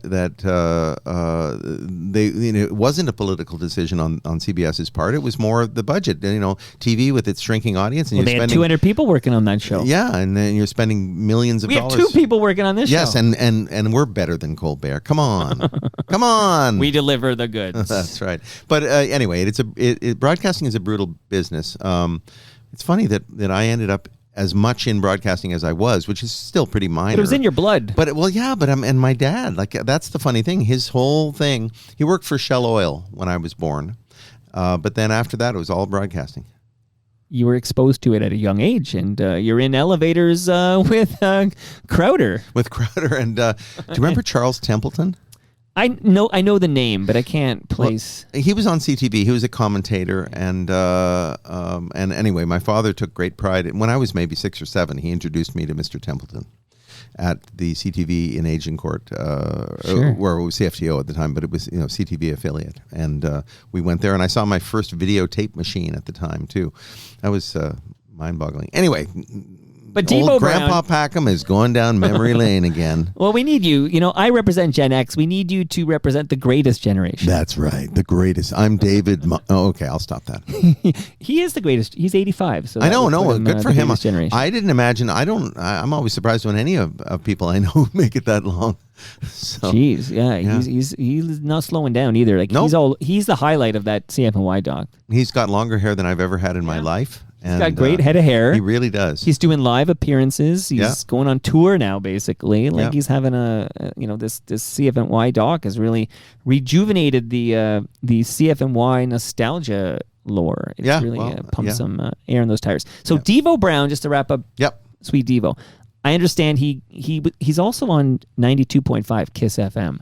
So he's also on the radio, but so he's in that Rogers family. And, if we take him at his word, and I'm not going to call Devo a liar, he has decided to go do other things. So maybe he wasn't ecstatically happy with his role at Breakfast Television. I don't know, but he's gone March 27. In my role as the explainer, I want to disclaimer and say I wasn't suggesting he was lying either. It's just that we hear that so often that that it's fully my own choice. We all raise a Spockian eyebrow when we hear somebody. That said, leaving. his explanation sufficed for me. I believe him, and I do think now is the time for anybody. I was telling my students yesterday, they're all students learning to be musicians and producers and so forth, and I said, when does your career start? And they're, the rhetorical question. They sort of looked uncomfortable, and I said, it's already started. You're doing it right now. You're already expected to be a professional. You're already expected to do your best work and so forth. The time is now. The time is now. Yep. What's the line from Kill Bill? Now's the fucking time. Lucy Liu. It's a great scene. Okay. So have you had any personal interactions with FOTM Liz West? I don't think so. No Liz West encounter. So Liz West, who was... We dated, but other than that, no. Well, we did not. She's a beautiful woman. Yes, she's a beautiful woman. I don't believe I've ever met Liz. So I remember her best from City TV. Mm-hmm. She was heavily involved there. But most recently, and unbeknownst to me, I should know these things, but she was on Zoomer Radio. Mm-hmm. And she had been there since 2022, but then she suddenly resigned her post at Zoomer Radio. And we all wondered, the entire nation wondered, what is next for Liz West, beloved FOTM? And it turns out she has joined CP24 as an anchor. So if you're ever in a coffee shop or a pizza place and they have CP24 going, you may look up and see the face of Liz West. My dentist plays CP24, and there's a TV on the ceiling. That is fancy. You're lying down, you're watching CP24. Sorry. Are the captions on? They are, and I'm getting a foot rub at the same time. That's a hell of a hygienist there. There are foot rubs and there are foot rubs. Actually, I'm not kidding. I went to a thing called the Zen Dental Spa, and I went there a number of times right down the street from me. And so they do the part of the cleaning, and then they say, okay, now would you like to do your hands? So they get you out of the chair, and you put your hand in this hot wax. And then they put this glove on you, and then you put your other hand in the hot wax, and then you're sitting in the chair with the rest of your cleaning with your hands covered in hot wax. I mean, it was very strange. You got better dental insurance than I do. No insurance. I'm a self-employed person. Well, me too. Yeah, I do. Yeah. But it was included in the price. It was still cheaper than my other dentist. Well, that's amazing. Yeah, and they were very nice, too. I feel like this is the radio lady episode of Rewind. One last fun fact on our way. A couple more little tidbits in TV, and we're going to move on. Yeah. The last fun fact is the first time. You mentioned that radio lady had been to Negril. Yes. 20 times or something like that. Yeah. The first time she ever went to Negril, guess who she went with? Yes, I remember actually, but I don't remember. Hold on, let her tell. Well, you tell for her. Well, how can she tell? She's typing away over there and wherever furiously, she is. I would say. Liz West. Oh, there you go. That's why I was thinking of Liz You're West not so quick recently. on your feet. What's going on? No, here? I forgot. She mentioned that. She told me that. Well, there you go. That's right. But because I was thinking of the other name that came up that it keeps escaping me, who she went with. But that guy was a behind the scenes guy. Okay. Hold on. Oh God. Well, while you think of that, can I just say, pay my respect that he was at TSN for many years. His name was Michael Whalen. And he passed away during this last quarter. So if you were a TSN head, you might remember some hockey reporting from Michael Whalen. He's sadly no longer with us. By all accounts, was a good dude. And speaking of allegedly good dudes, Sid Seixeiro, who was fired along with Meredith Shaw. This is old news. We might have covered this a year ago, since this is our fourth episode of Rewinder. We've been around the whole calendar year now. That's so right. Sid Seixeiro and I remember Devo Brown came on Breakfast Television and just said, like off the top, was like, Sid Seixeiro and Meredith Shaw are no longer part of the Breakfast Television family. We wish them well. And then it was kind of an awkward thing. And eventually they brought back Dina Pugliese. She was like the new star. She's there now. Dina Pugliese. But this is all to say Sid Seixeiro has launched a YouTube show. So if you're looking for your Sid fix, you'll find it on YouTube. Well, that's cool. I knew Meredith. How did you know briefly? Meredith Shaw? Meredith singer? Shaw. Yeah, she's a songwriter and a singer, and she very talented woman, very nice. And I was at News Talk 1010 there at Yonge and St. Clair, and Boom was down the hall, so we would sometimes cross paths. And Troy McCallum, the PD there, would make these sort of parody videos and asked me to be in a couple of them, and I was in one. Almost, I couldn't make it the same day. I sang "Don't Give Up." You know, the Peter Gabriel and Kate Bush. Exactly. Boy, you're faster than me today. Just today, though. Only because one of the Ziggy Lawrence shows on City TV would use that as like they would play that video, and I used to call it the hug song. Okay, so then Troy makes a video of the song, but I can't make it that day. I didn't realize I would get to hug Meredith Shaw for like an hour while they shot it. Lucky man. Yeah, but I didn't. She's a model too. I know she's really lovely, but but I didn't make it. So it's a video of Troy hugging her for an hour and lip syncing to my voice. Well, he probably told you the wrong address, so he would have to fill in. Maybe smart guy. Maybe it was deliberate, but anyway, I'm a fan. I'm a fan. Well, she's been over here for a Toronto Mic'd episode. She was delightful. And yeah, so Sid 60 has a podcast. I'm not sure what Meredith is up to.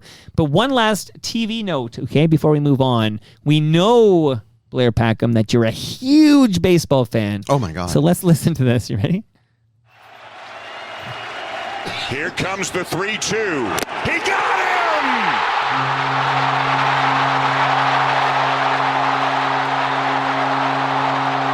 For the first time in 32 years, the Toronto Blue Jays are going to the World Series.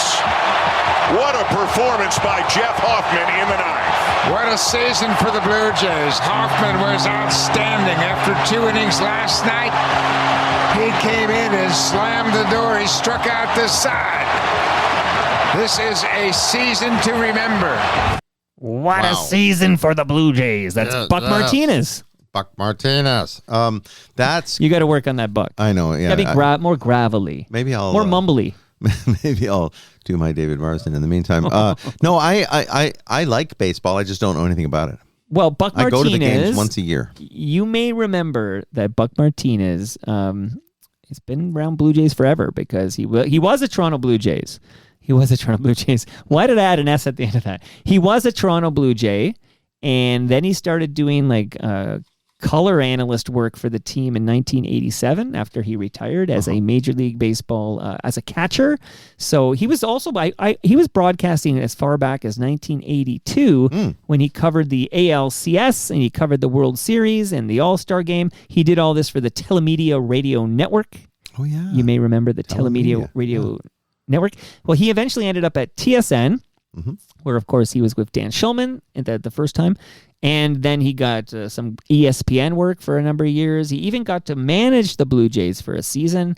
And then he went back to ESPN and then eventually back to the Blue Jays broadcast booth on Rogers Sportsnet, where he would be alongside Dan Shulman. And then Dan left and he became the play-by-play guy. And you might remember, get out of here, ball. Get out. You know, I hated it, but that's what he did. And now he's back where he sounds best, I think, with Dan Shulman doing play-by-play. An analysis by Buck Martinez, but this is a long-winded way of saying, after calling more than 4,000 Toronto Blue Jays games, Buck Martinez has announced he is done. He has retired. That is truly the end of an era. Big time. He is, since I remember, because I am a little younger than you, I have no memory of Blue Jay baseball before Buck Martinez was a member of the team. Right. Well, there wouldn't be that much anyway, but yeah. A few years there, yeah. Yeah. I think he comes here in maybe 81 or something like that. But yeah, that's a big time change for the broadcast booth, and I think Jays fans will miss Buck Martinez, and we wish him well. And I hope that the powers that be have already got in the works a big day where Buck visits the Dome, and they put him on the level of excellence, and I can hear the crowd going just ape shit nuts. Buck is there. He gets his flowers. He's on the level of excellence. I hope that happens in 2026. That sounds great. Do you have any friends at Rogers we can call? Not anymore. I want to Forget the Joe Carter statue they're going to put outside the dome, which is a good idea. I want to see the statue of Buck Martinez throwing to third with his broken leg. This is a famous play in Blue Jays history. Let's make that statue. That's, the broken leg part especially. Yeah. I'd like to see that. Of course you would. Let's talk a little music, Blair. Okay, finally. You know a thing or two about music, right? Thank goodness. As long as it's not past the 90s. Well, you might be in luck here. As I look at it, it's mainly pre-90s, but a little past the 90s. Really? But this music segment is brought to you by recyclemyelectronics.ca. Blair, if you have that room in East York full of old cables, old devices, old electronics, I'm worried. I go to bed at night worried. Wow. You're going to just throw that in the garbage. Well, now that I know that you're worried, I won't, because it was ready to go next garbage It's collection. in a garbage bag by the door. Yeah. I wake up in a cold sweat, and I'm like, no, Blair, those cables, don't throw them in the garbage, because, Blair, those chemicals end up in our landfill. I like it, Mike, when people use my name a lot, Mike. Oh, you know where I got that from? Tom Wilson. Oh, Blair. He would do that to me too. Okay, yeah, that's his thing. Yeah. He'll come in. Listen, well, let me tell you, Toronto Mike. It's like he's like Hulk Hogan doing a that's right. WWF promo. I always feel like I'm being sold something, but not from Tom Wilson, but in general, when somebody Blair, uses my name a lot. You're going to go to recyclemyelectronics.ca, put in that postal code, and find out where you drop it off to be properly recycled. Let's properly recycle those cables, those devices. I'm going to do that. Electronics. I can think of a particular item right now that it's a charger for a Ryobi drill tool set, and it died. And I need to, and I kept thinking, should I just throw this away? And then I thought, no, recyclemyelectronics.ca. That Ryobi cable died, just like the partnership Toronto Mike had with Ryobi died. You had a partnership with Ryobi? Wow. Oh, I remember that. And I used to have on. I want a battery. There's a case of beer here. Yeah. But I used to have a, what was it, a drill or something, like a Ryobi drill was here. Wow. Well, I want them back. I want them back because I need another battery. Yeah, who doesn't? Okay, get in line. Get in line. So I don't know if you remember. I don't know if you did your homework, but last episode of Rewinder, we were talking about your friend, Rick Emmett. Yes. And I think you texted him in real time that there was rumors that there was big news coming from Triumph. Yeah. And he would not budge. He wouldn't give up the goods. No. But it has been announced subsequently, and I'm wondering if you are even aware of your friend Rick Emmett's news regarding Triumph in 2026. I absolutely am. And okay. Yeah. Talk to us. Yeah. Well, I mean, I'm aware of it. I'll get the details all wrong, but I can just go to my. That's why people come to Rewinder. Yeah. Get the details all wrong. Exactly. I can go to my David Marsden impression. No, I mean they're touring and the band will be augmented and there will be extra players on stage, but it's not a cover band doing Triumph. Rick can still play his ass off, so there's no question he can still sing his ass off. Now I don't know, he may drop a key of a song here or there because those songs are high, but he's in great voice. So. I don't know specifics in terms of where and when and so forth. Well, I know it starts on April 22nd, 2026. This tour is called the Rock and Roll Machine Reloaded Tour. Right. 50th anniversary. And 50 years, just just Marilyn Dennis. Oh, well, she's 40. I know. I felt nice sad. Try. You're thinking of Crowder. Yeah. Crowder. The elevator. Yeah. Yeah, no, I think it's great. And I've talked to Triumph fans recently, like people I didn't even know were Triumph fans. They're like, oh my God, I grew up with that.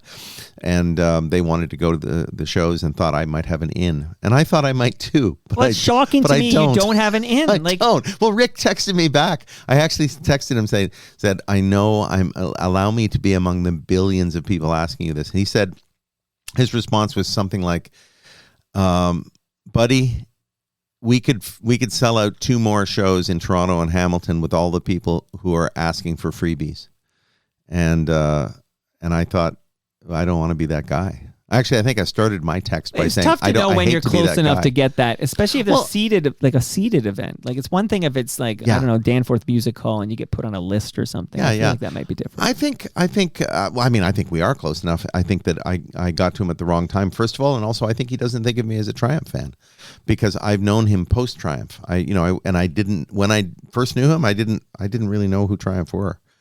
He was a guy from a band. Right.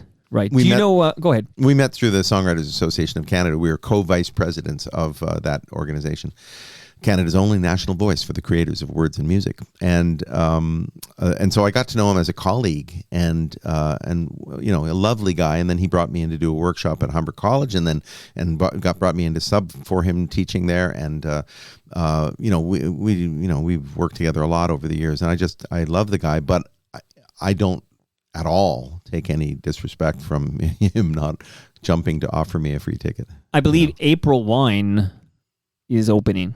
Really? That's interesting. Well, you know, obviously sans the late great Miles Goodwin. Right. That'll be a different version of April Wine for sure. But that fits, I think. And then you're going to hear Magic Power and Fight the Good Fight. I feel like it's Hold On. for Hold On, right? Yeah. I feel like this is going to be a big deal to an age cohort that is slightly older than mine. Yes, in fact, probably slightly older than mine, just slightly. But it's all happening, so this is kind of exciting. So if you want to see Triumph, it's going to be a 50th anniversary tour. That is, you know, now I mentioned earlier when we talked about Victoria Lord, she sent over Gil Moore, so 2/3 of Triumph are FOTMs. That's amazing. That's great. Well, you know, Negril is where Mike Levine had a home for many years. Oh, well, Mike's the holdout. Let's get him on Toronto Mike. Well, go down to Negril. I mentioned earlier that David Quinton Steinberg, I saw his name when I was reviewing the credits for a new documentary called Nash the Slash Rises Again. Right. I have a very special episode tomorrow. So tomorrow on Toronto Mike, here are the people involved. I'll just name check these people really quickly here as I load up my Google Calendar and tell you that tomorrow I have, it's loading very slowly here. Okay. I'm going to actually not go into my calendar for this information. I am going to get coming at you live, This is coming at you live. folks. So, do more of that Marsden impression, will you? Well, I got to go. Blair, I had your recording on. The director of this documentary is a gentleman named Tim Kowalski. Mm-hmm. He's going to be here in the basement.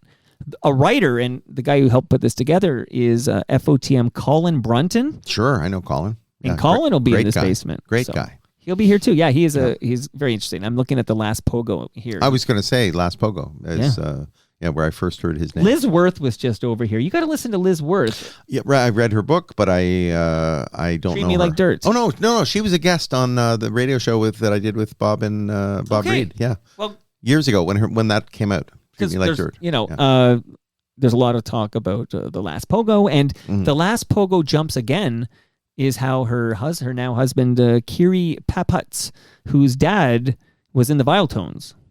He was Chris Haight.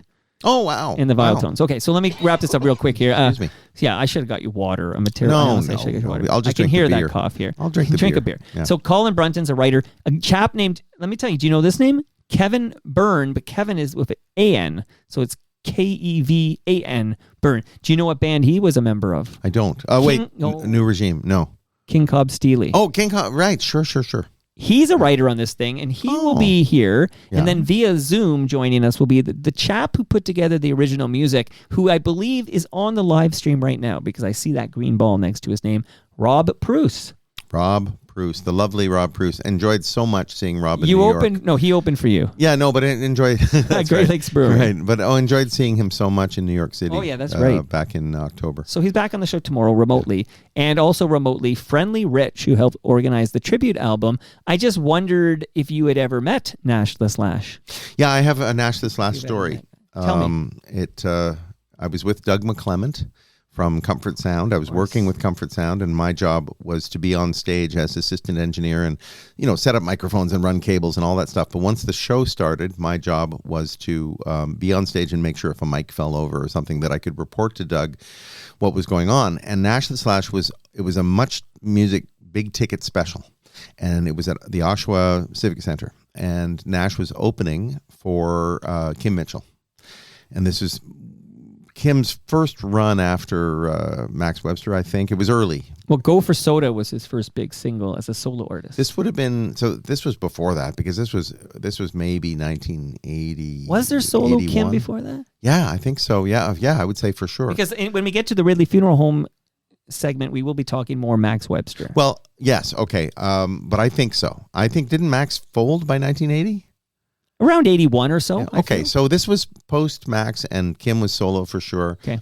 And but Nash was opening, and Nash was doing the one-man band thing. He had a rack of equipment that, to play back, and echoes and so forth, echoplexes and so forth. Anyway, his he's wearing a helmet because it's I'm an American band, something like that. That was whatever that album was called. He's wearing a motorcycle helmet on stage while he's sawing away at the violin, and to tracks. And somebody throws a golf ball at him from the audience, and it's like a bright orange golf ball, neon, and it hits him on the head.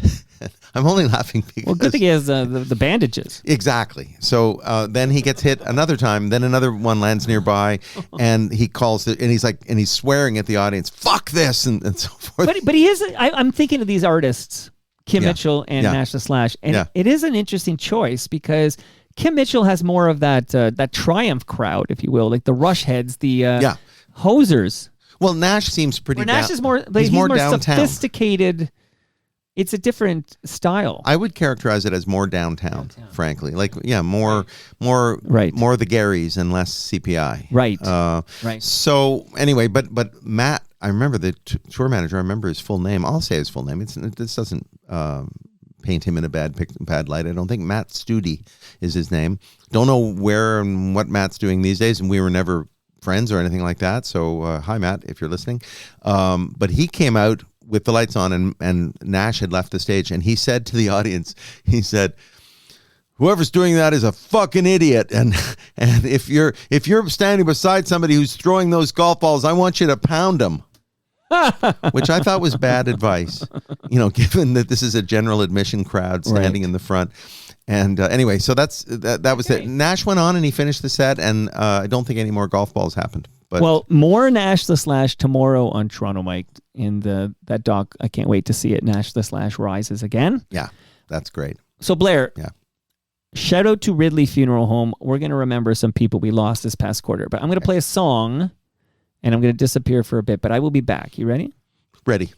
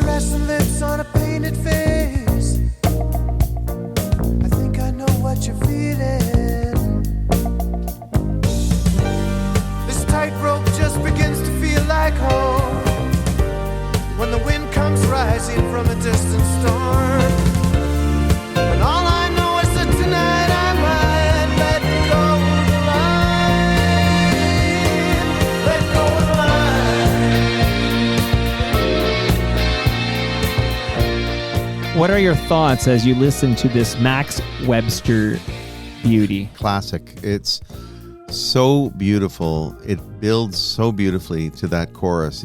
Songs are about holding the listener's attention, but also tension and release. So the tension is building through the verse. It starts out very, very modestly, and then it builds harmonically, like with the chords, just the way it builds in that, what I would call the pre-chorus, before it gets to the release of Let Go the Line. Like, honestly, it's some of the most beautiful songwriting that I've ever heard. And of course I know the song, Terry Watkinson. You got it. Terry Watkinson left us this past quarter. He passed away recently. And this is a Terry jam. He's singing. Like, I think if you're of a certain vintage, like a younger person, and you know a bit about Max Webster, and maybe you've heard a couple of songs on, I don't know, Q107 or whatever, you think it's the Kim Mitchell Band. Yeah. This part. And then we're coming to the release. Let go the line. It's just like all that build, though, is so beautiful. And it's funny. Well, if you were a Steely Dan fan, similarly, the first album has a couple of different singers. But this is Terry. Beautiful. Maybe the most beautiful Max Webster song, but a Terry Watkinson jam. He's a keyboardist with Max Webster. I will be asking Rob Bruce about him when we do the next Toast. Right.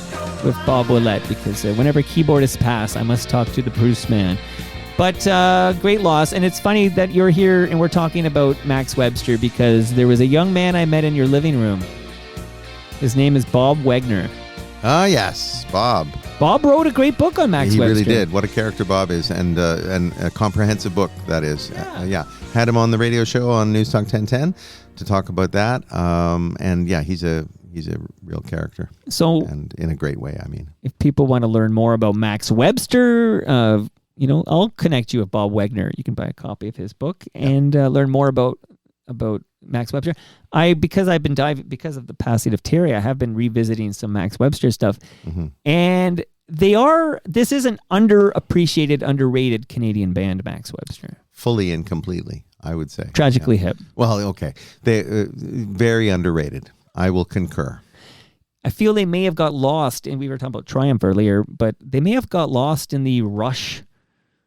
Because Rush was so massive. Yeah. I feel like Max Webster got lost in that noise. Well, and people might say, well, what's the connection? The connection is their record label and their management.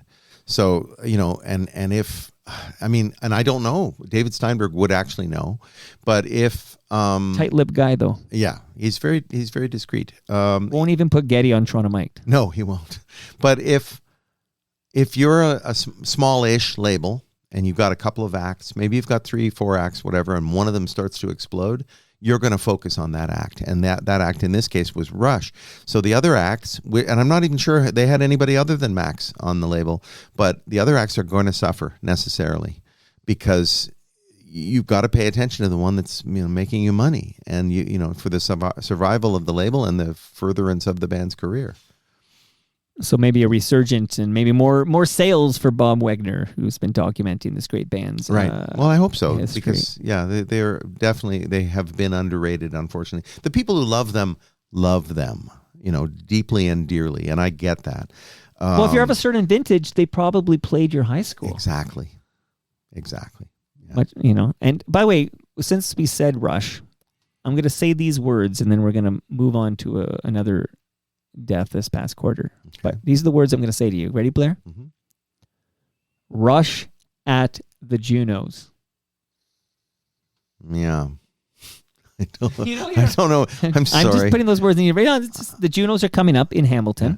Oh, I didn't know that you're talking. I thought you were talking about something in the past, and I'm predicting the future. Thinking that you were going to ask me to talk about how they played with the Blue Jays or something. No. Rush at the Junos. Didn't know, and I think that's great. So well, that's not announced. It's a prediction. I'm predicting that. Yes, and who knows? And I can tell you this: David Steinberg won't be telling you, but I will also tell you. I will tell you this. Here's an annoying thing about David Steinberg. So we're add it to the list.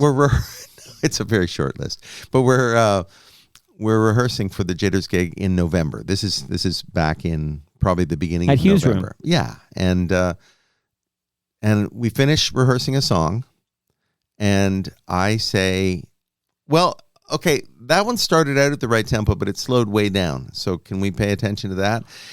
And David says, "Are you talking to me?" And I said, because he's the drummer, I said, yeah. And then Michael Zweig, who's playing guitar with the Jitters, he leans over to David and he goes, "How's Getty doing?" And David starts laughing because David was playing drums and looking down at his phone on the floor because he was getting texts from Getty the whole time. And he's paying attention to that while he's drumming and he's slowing down. So David then said, I had to look at those texts. They're rehearsing right now, talking about Rush. And I said, David, We're rehearsing right now. You're literally playing drums in the jitters, rehearsing at this moment. That's right. So, you know. That's great. Yeah. That's great. That's great. So he won't confirm or deny the allegations, but I am putting into the universe right now one more time. I've done it a few times. I'm doing it again. The Junos in Hamilton. This is not on the bill, not announced. It is a top secret. I expect to see Rush. So I expect to see Alex and Getty and Annika. Annika. Yeah. I expect to see this trio at the Junos. Okay. Yeah. I look forward to seeing if you're correct. So I like to focus on Canadians we've lost during the last quarter, but I am going to acknowledge some non-Canadians because they're such big names, and maybe a word or two, not too much time, because I am going to try to nail this 2-hour deadline here. But we did lose Rob Reiner this past quarter. Horrifically. Yes, horrifically. And when I think about, this is Spinal Tap, or Stand By Me, or the Princess Bride, or When Harry Met Sally, or A Few Good Men, or Misery, like these are iconic films that man made, and I didn't want to have his passing pass without us spending a moment to just acknowledge what a tremendous director he was. Yeah, I agree. Completely. Big fan of all of those movies, in fact. Well, I made a little list here to tell you that you could make an argument. Now, again, it's all very subjective, but you could make an argument that the greatest mockumentary film ever made was This Is Spinal Tap. Yep, you could make that argument for sure. For sure. You could make the argument, Blair Packham, that the best coming-of-age film ever was Stand By Me. You could make that argument. Yes. You're agreeing with me. I like that. You could make the argument that the most beloved fantasy comedy of all time was The Princess Bride. No question. You could make the argument that the definitive rom-com was When Harry Met Sally. You know, the proof of this is as you're saying each sentence and you're not saying the title, you're pausing for a moment. In each case, I know exactly which movie you're talking about. Well, you could make an argument, Blair Packham, that the most iconic American courtroom drama of all time was A Few Good Men. Yeah. You can't handle the truth. You need me on that wall, Blair Packham. You want me on that wall.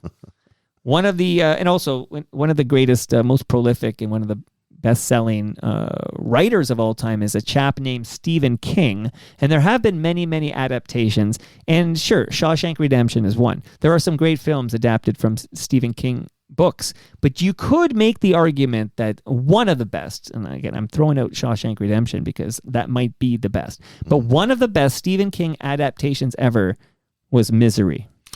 Yeah, you could make that argument, and you would be, So that's Rob Reiner, and that's we just didn't even one tell you. director. I know. He was in the greatest sitcom. You could argue the greatest sitcom of all time was All in the Family. All in the Family. Mike Stubich. Yeah.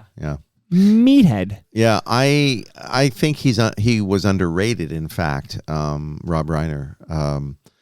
We think of a director who has a similar sort of track record would be Spielberg, and I would think most people would put Spielberg above Rob Reiner. I'm not so sure about that. Well, you got Jaws, right? You got Jaws. You got Schindler's List. Yeah, and you got Saving Private Ryan. Sure, there's a whole bunch of them, but throw that up against E.T. Okay, but throw it up against. I don't know. Rob Reiner's great. I think Spielberg might be great. Okay, sure, but throw him in a mud wrestling situation. Also, was Steven Spielberg ever in one of the greatest sitcoms of all time? Well, that's what I'm saying. And also, Spinal Tap with Christopher Guest. Yeah. It spawned a whole genre of mockumentary. And we're going to talk about those mockumentaries when we close with another significant loss from this past quarter. Right. So I'm putting a pin in that. Yes. I'm going to name check a couple of people real quick. The Grateful Dead founder, Bob Weir. That's right. Yeah, that's sad. You warned me before we went on to not say anything bad about anybody, as you do. I would never say that. That doesn't sound like me at all. And I think you said if you don't have anything nice to say. No, I said don't say anything nice about people. I want to hear just the dirt. Oh, I have no dirt about Bob Weir. I was not a particular fan of the Grateful Dead. However, there's no question the admiration I have for them and had for them, and as with the loss of Jerry Garcia, that's a really big loss, and the fans who love that band. They really feel it, I'm sure. And shout out to Canada Kev, who is on the live stream right now and is a massive Deadhead. Right. Is Canada Kev an orthodontist or a lawyer by any chance? I think he works for the CBC. Okay, that tracks. No, that's me being snarky about Grateful Dead fans. Oh, I'm but sorry, wait- Canada Kev. I apologize. He just wrote Bob Weir's passing hurt. Yes, I imagine I it can did, only imagine. and I'm sorry about that. And just catching up since I'm on the live stream, that Rob Pruce is on the live stream, and he says that Spoons were signed to Rush's management label Anthem when he left. When Rob left. When Rob left the band. Oh, okay. He said it wasn't a good combination. Well, he I says. think that they just going back to that, I think that it's got to stretch your resources when you're a small company, relatively speaking. I mean, they did very, very well, but they were small in terms of manpower and so forth. When the Jitters played at Hughes Room before it moved to the East End, it was so great to be playing the songs and then make a joke to the audience, because I apparently can't help that, and hear the laugh, the totally distinctive laugh of Peggy Ciccone, who worked with Anthem for so many years, and just her laugh was so great. And she passed away about a year after that. And but it was great. And then that was the night that I met Geddy for the only time, when he said that I was a funny fucker. That's you are a funny fucker. Thank you. That's high praise though from Geddy Lee. So well, it's also high praise from yours truly, who thought that when he was in Pete Fowler's backyard. There you go. And I was telling those stories. And I thought to myself, this guy would be a good quarterly co-host if I ever started a media roundup sub-series. I believe it was, wasn't it radio lady Sharon Taylor who approached you? Well, I called her your driver, and I believe that did stick, although I tried to avoid it today. It only stuck with you. You brought it back. but I thought I like to lean in on these things. Like I'll take that. Like I think, Sharon Taylor, that's your driver, but I don't. Right. My tongue's in my cheek. I thought she approached you that evening though to say, Blair would be good on your maybe podcast. You know what? Yeah, that sounds about right. She has acted in certain ways as my coach, and I'm not kidding. She's been very you just spent how long were you in Jamaica with her? Oh God, 182 days. No, it was 7 days. But it was great. It was really. But is that great. your first trip where you went with just Sharon Taylor? Yeah, I mean, I visited her in Winnipeg last summer, and I was there for 7 days. Because that's a very close level of friendship that you can do what you did with Sharon Taylor. Yeah, and we got along just fine. I mean, it was. She didn't get sick of you? Oh, I can't speak for that. I didn't get sick of her. I don't know if she got sick of me, but no, it was great. Quick hits on these two gentlemen. They're both Americans here. We're going to burn through this, but Robert Duvall, hell of an actor and many a big film. Yeah. There's a big one that I'm waiting for. It's not Robert Duvall, and I feel sad about that because I loved him, from The Godfather on. That was probably the first movie I saw that he was in. But no, there is I was about to muse on the fact that I'm at that age where everybody's dying. Well, hold on, because there's sequencing. You know how you have your. No, I'm the one I'm thinking of. He's fully alive. I'm just worried about that and when it happens. You won't say the name. You're not going to be. I don't want to curse him. There's no such thing as a curse. This doesn't exist. Well, I'm frankly the whole reason I'm in music. I just don't want to take too much attention away from. Well, that's one, but I don't want to take too much attention away from Robert Duvall. I don't want to. Paul McCartney. Exactly, Paul McCartney. That'll be huge for the world. That's going to kill me almost literally. But he's doing well right now. Yes, I know, and we should celebrate that. We might get another decade. Yeah, or two. Hope. Yeah, who knows? Let's hope. Yeah. So Robert Duvall, what big time? Yes, the Great Santini. Oh my God, what a great movie. Well, Apocalypse Now. Of course. So many big Napalm films, in the morning. Right. Love the smell of napalm in the morning. Okay. That's right. Neil Sedaka passed away. Yeah, that's sad too. I always thought he was a sort of like when I didn't know when I was a youngster. He had a revival in his career due to Elton John's help.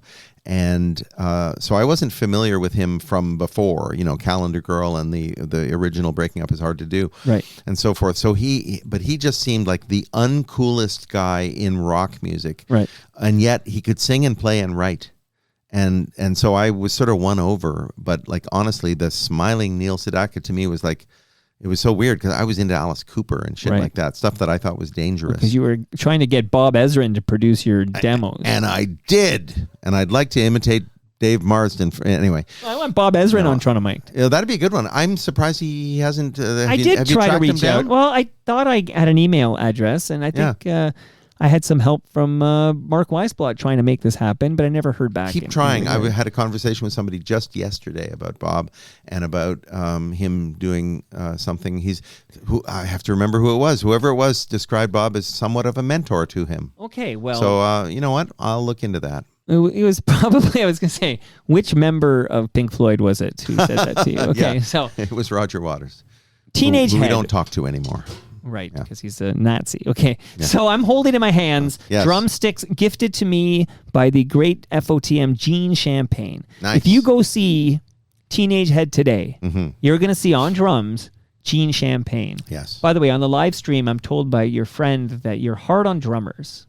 I guess this was in relation to this is something what you said about David Quinn. No, I think I said that to her once, and she has never let me forget it. But it's true. I am hard on drummers. So Gene Champagne drumming away with Dave Rave and Teenage Head currently, but for 20 years before Gene Champagne replaced him, Jack Pedler drummed for Teenage Head, and we lost Jack this past quarter. Yeah. Jack Pedler. The reason I know him aside from the Teenage Head thing. But I knew of him before. Hamilton guy, really great drummer. When the Jitters were looking for a drummer, we ended up with David Steinberg. But we put out the call for new drummers, and Jack Pedler sent a promo pack with a headshot and everything, and a cassette of him playing, and he was great. And then David Steinberg came along. So I always remember Jack's name, and he would drum for Daniel Lanois, for example. Yep. Prior to Teenage Head. So 20 years, we lost Jack.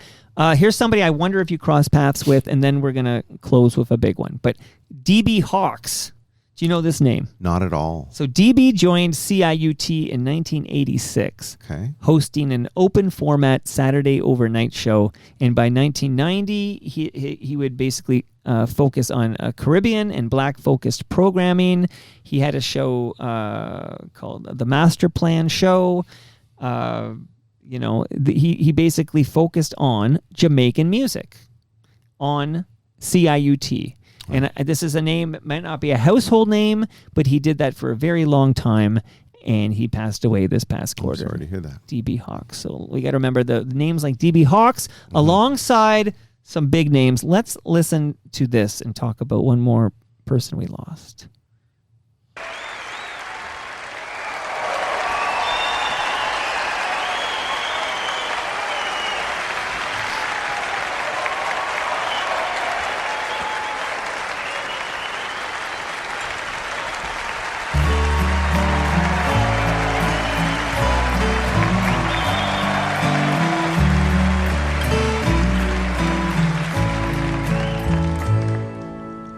Oh, when the veil of dreams has lifted and the fairy tales have all been told, there's a kiss at the end of the rainbow, more precious than a pot of gold.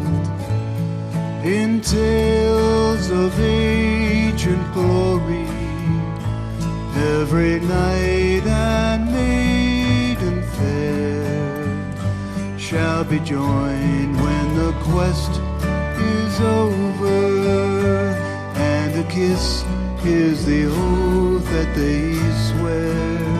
And when the veil of dreams has lifted and the fairy tales have all been told, there's a kiss at the end of the rainbow, more precious than a pot of gold. My sweet, my dear, my darling, you're so far away from me. Though an ocean of tears divides us, let the bridge of our love span the sea.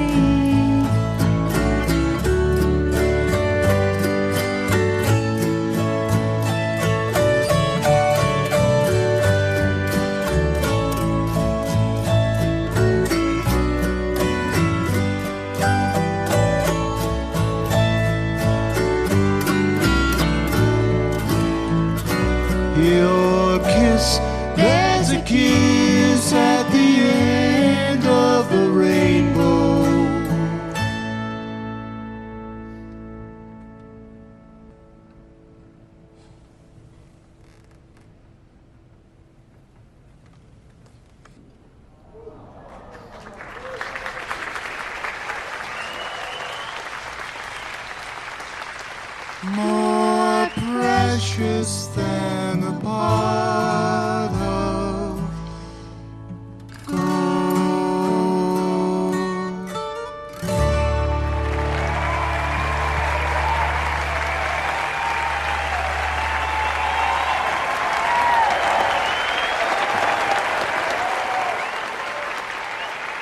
Blair Packham, I can't believe I'm saying these words, but Catherine O'Hara is no longer with us. Unbelievable.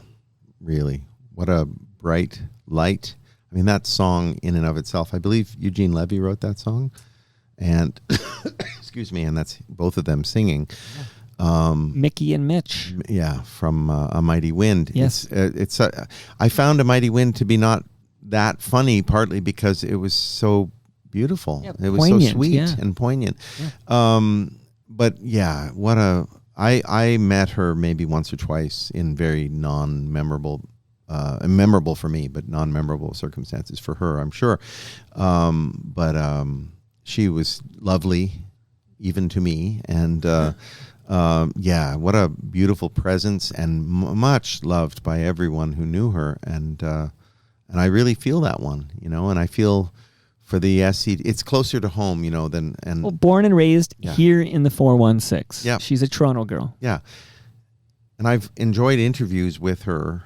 I heard one recently where she was just so.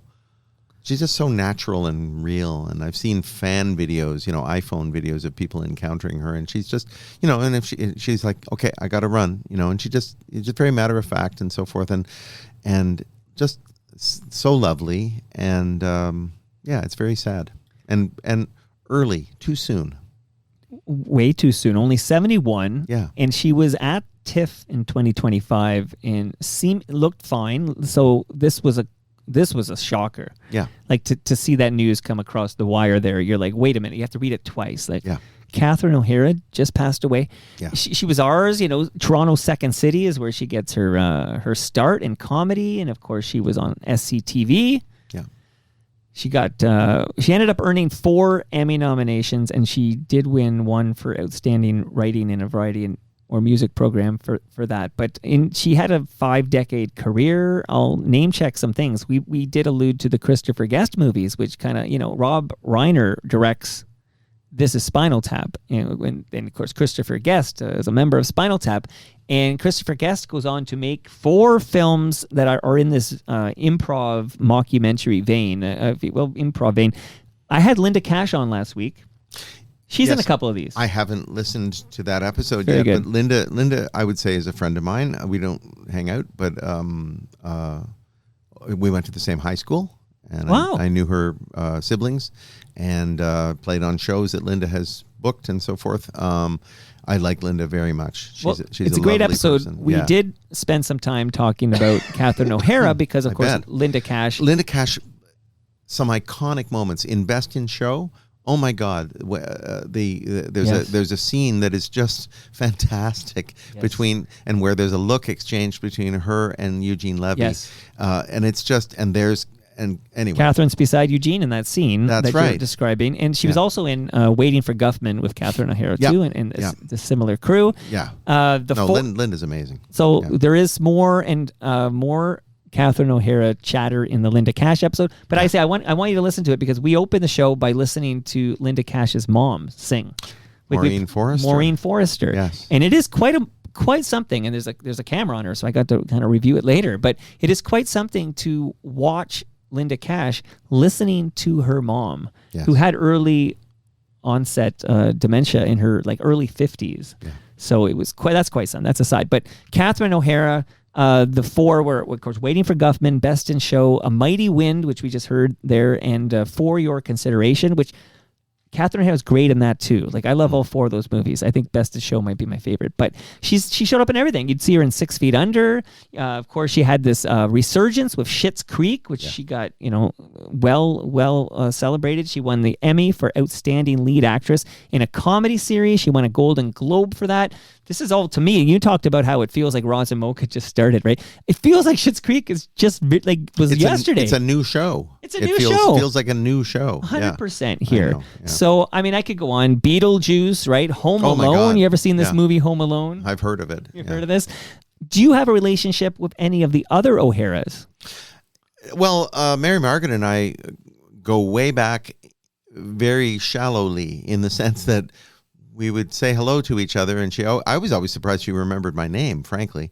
But no, we're not friends. What about like a Michael O'Hara? I've never met Michael or Marcus, in fact. But Mary Margaret, yeah, I remember I remember running into her in the weirdest places, including the photocopy shop that used to be at Bay and Yorkville.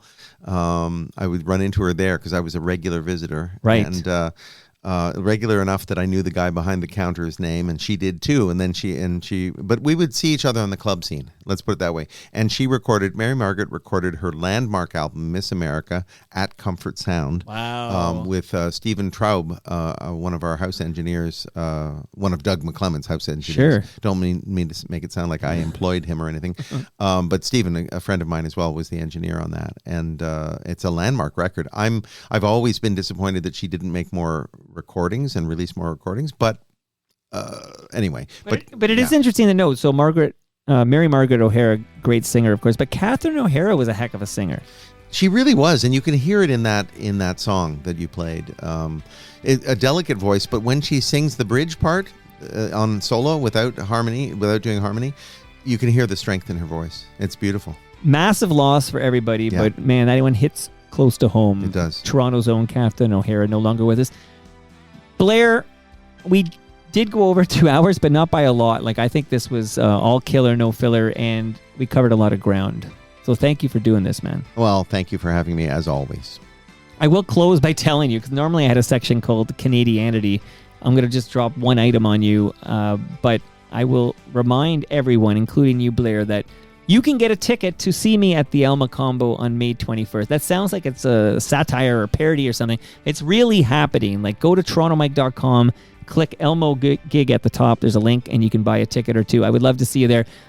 You know, if it's an empty room, because Rob Pruce is on stage with me too, playing keyboards. I'm a little hurt that you haven't asked me to play guitar with you, but okay. Well, Blair's in charge. Blair.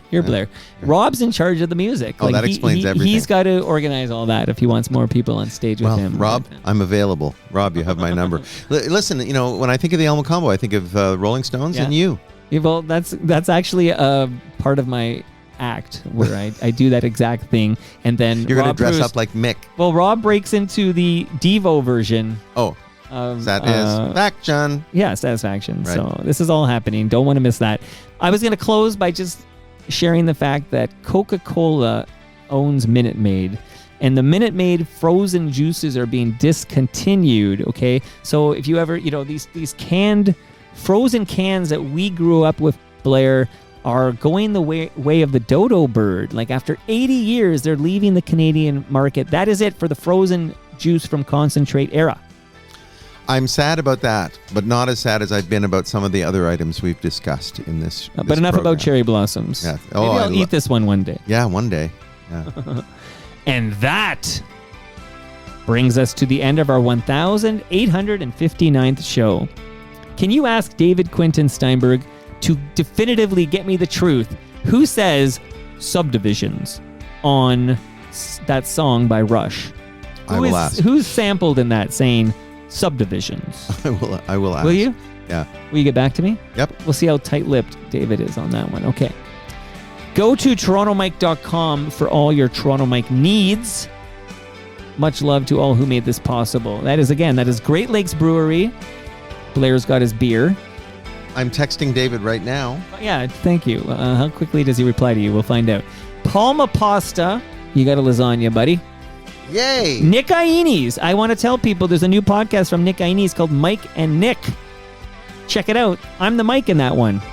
RecycleMyElectronics.ca, and of course Ridley Funeral Home. See you all tomorrow. It's all Nash the Slash. A cast of dozens, but it is 1, 2, 3, 4, 5. 5 plus me. That's 6 of us talking about Nash the Slash, and of course the new documentary Nash the Slash Rises Again. Don't you dare miss it. We'll be back with another Rewinder in 3 months. If I renew Blair's contract. If. We're negotiating. I'm working on some new impressions, I swear. Work on that and make sure you continue to wear the purple pants. I love these purple pants. They're my Rewinder pants. With the Packham, who is also known as Blair. Perfect. All right, see y'all tomorrow. Goodbye.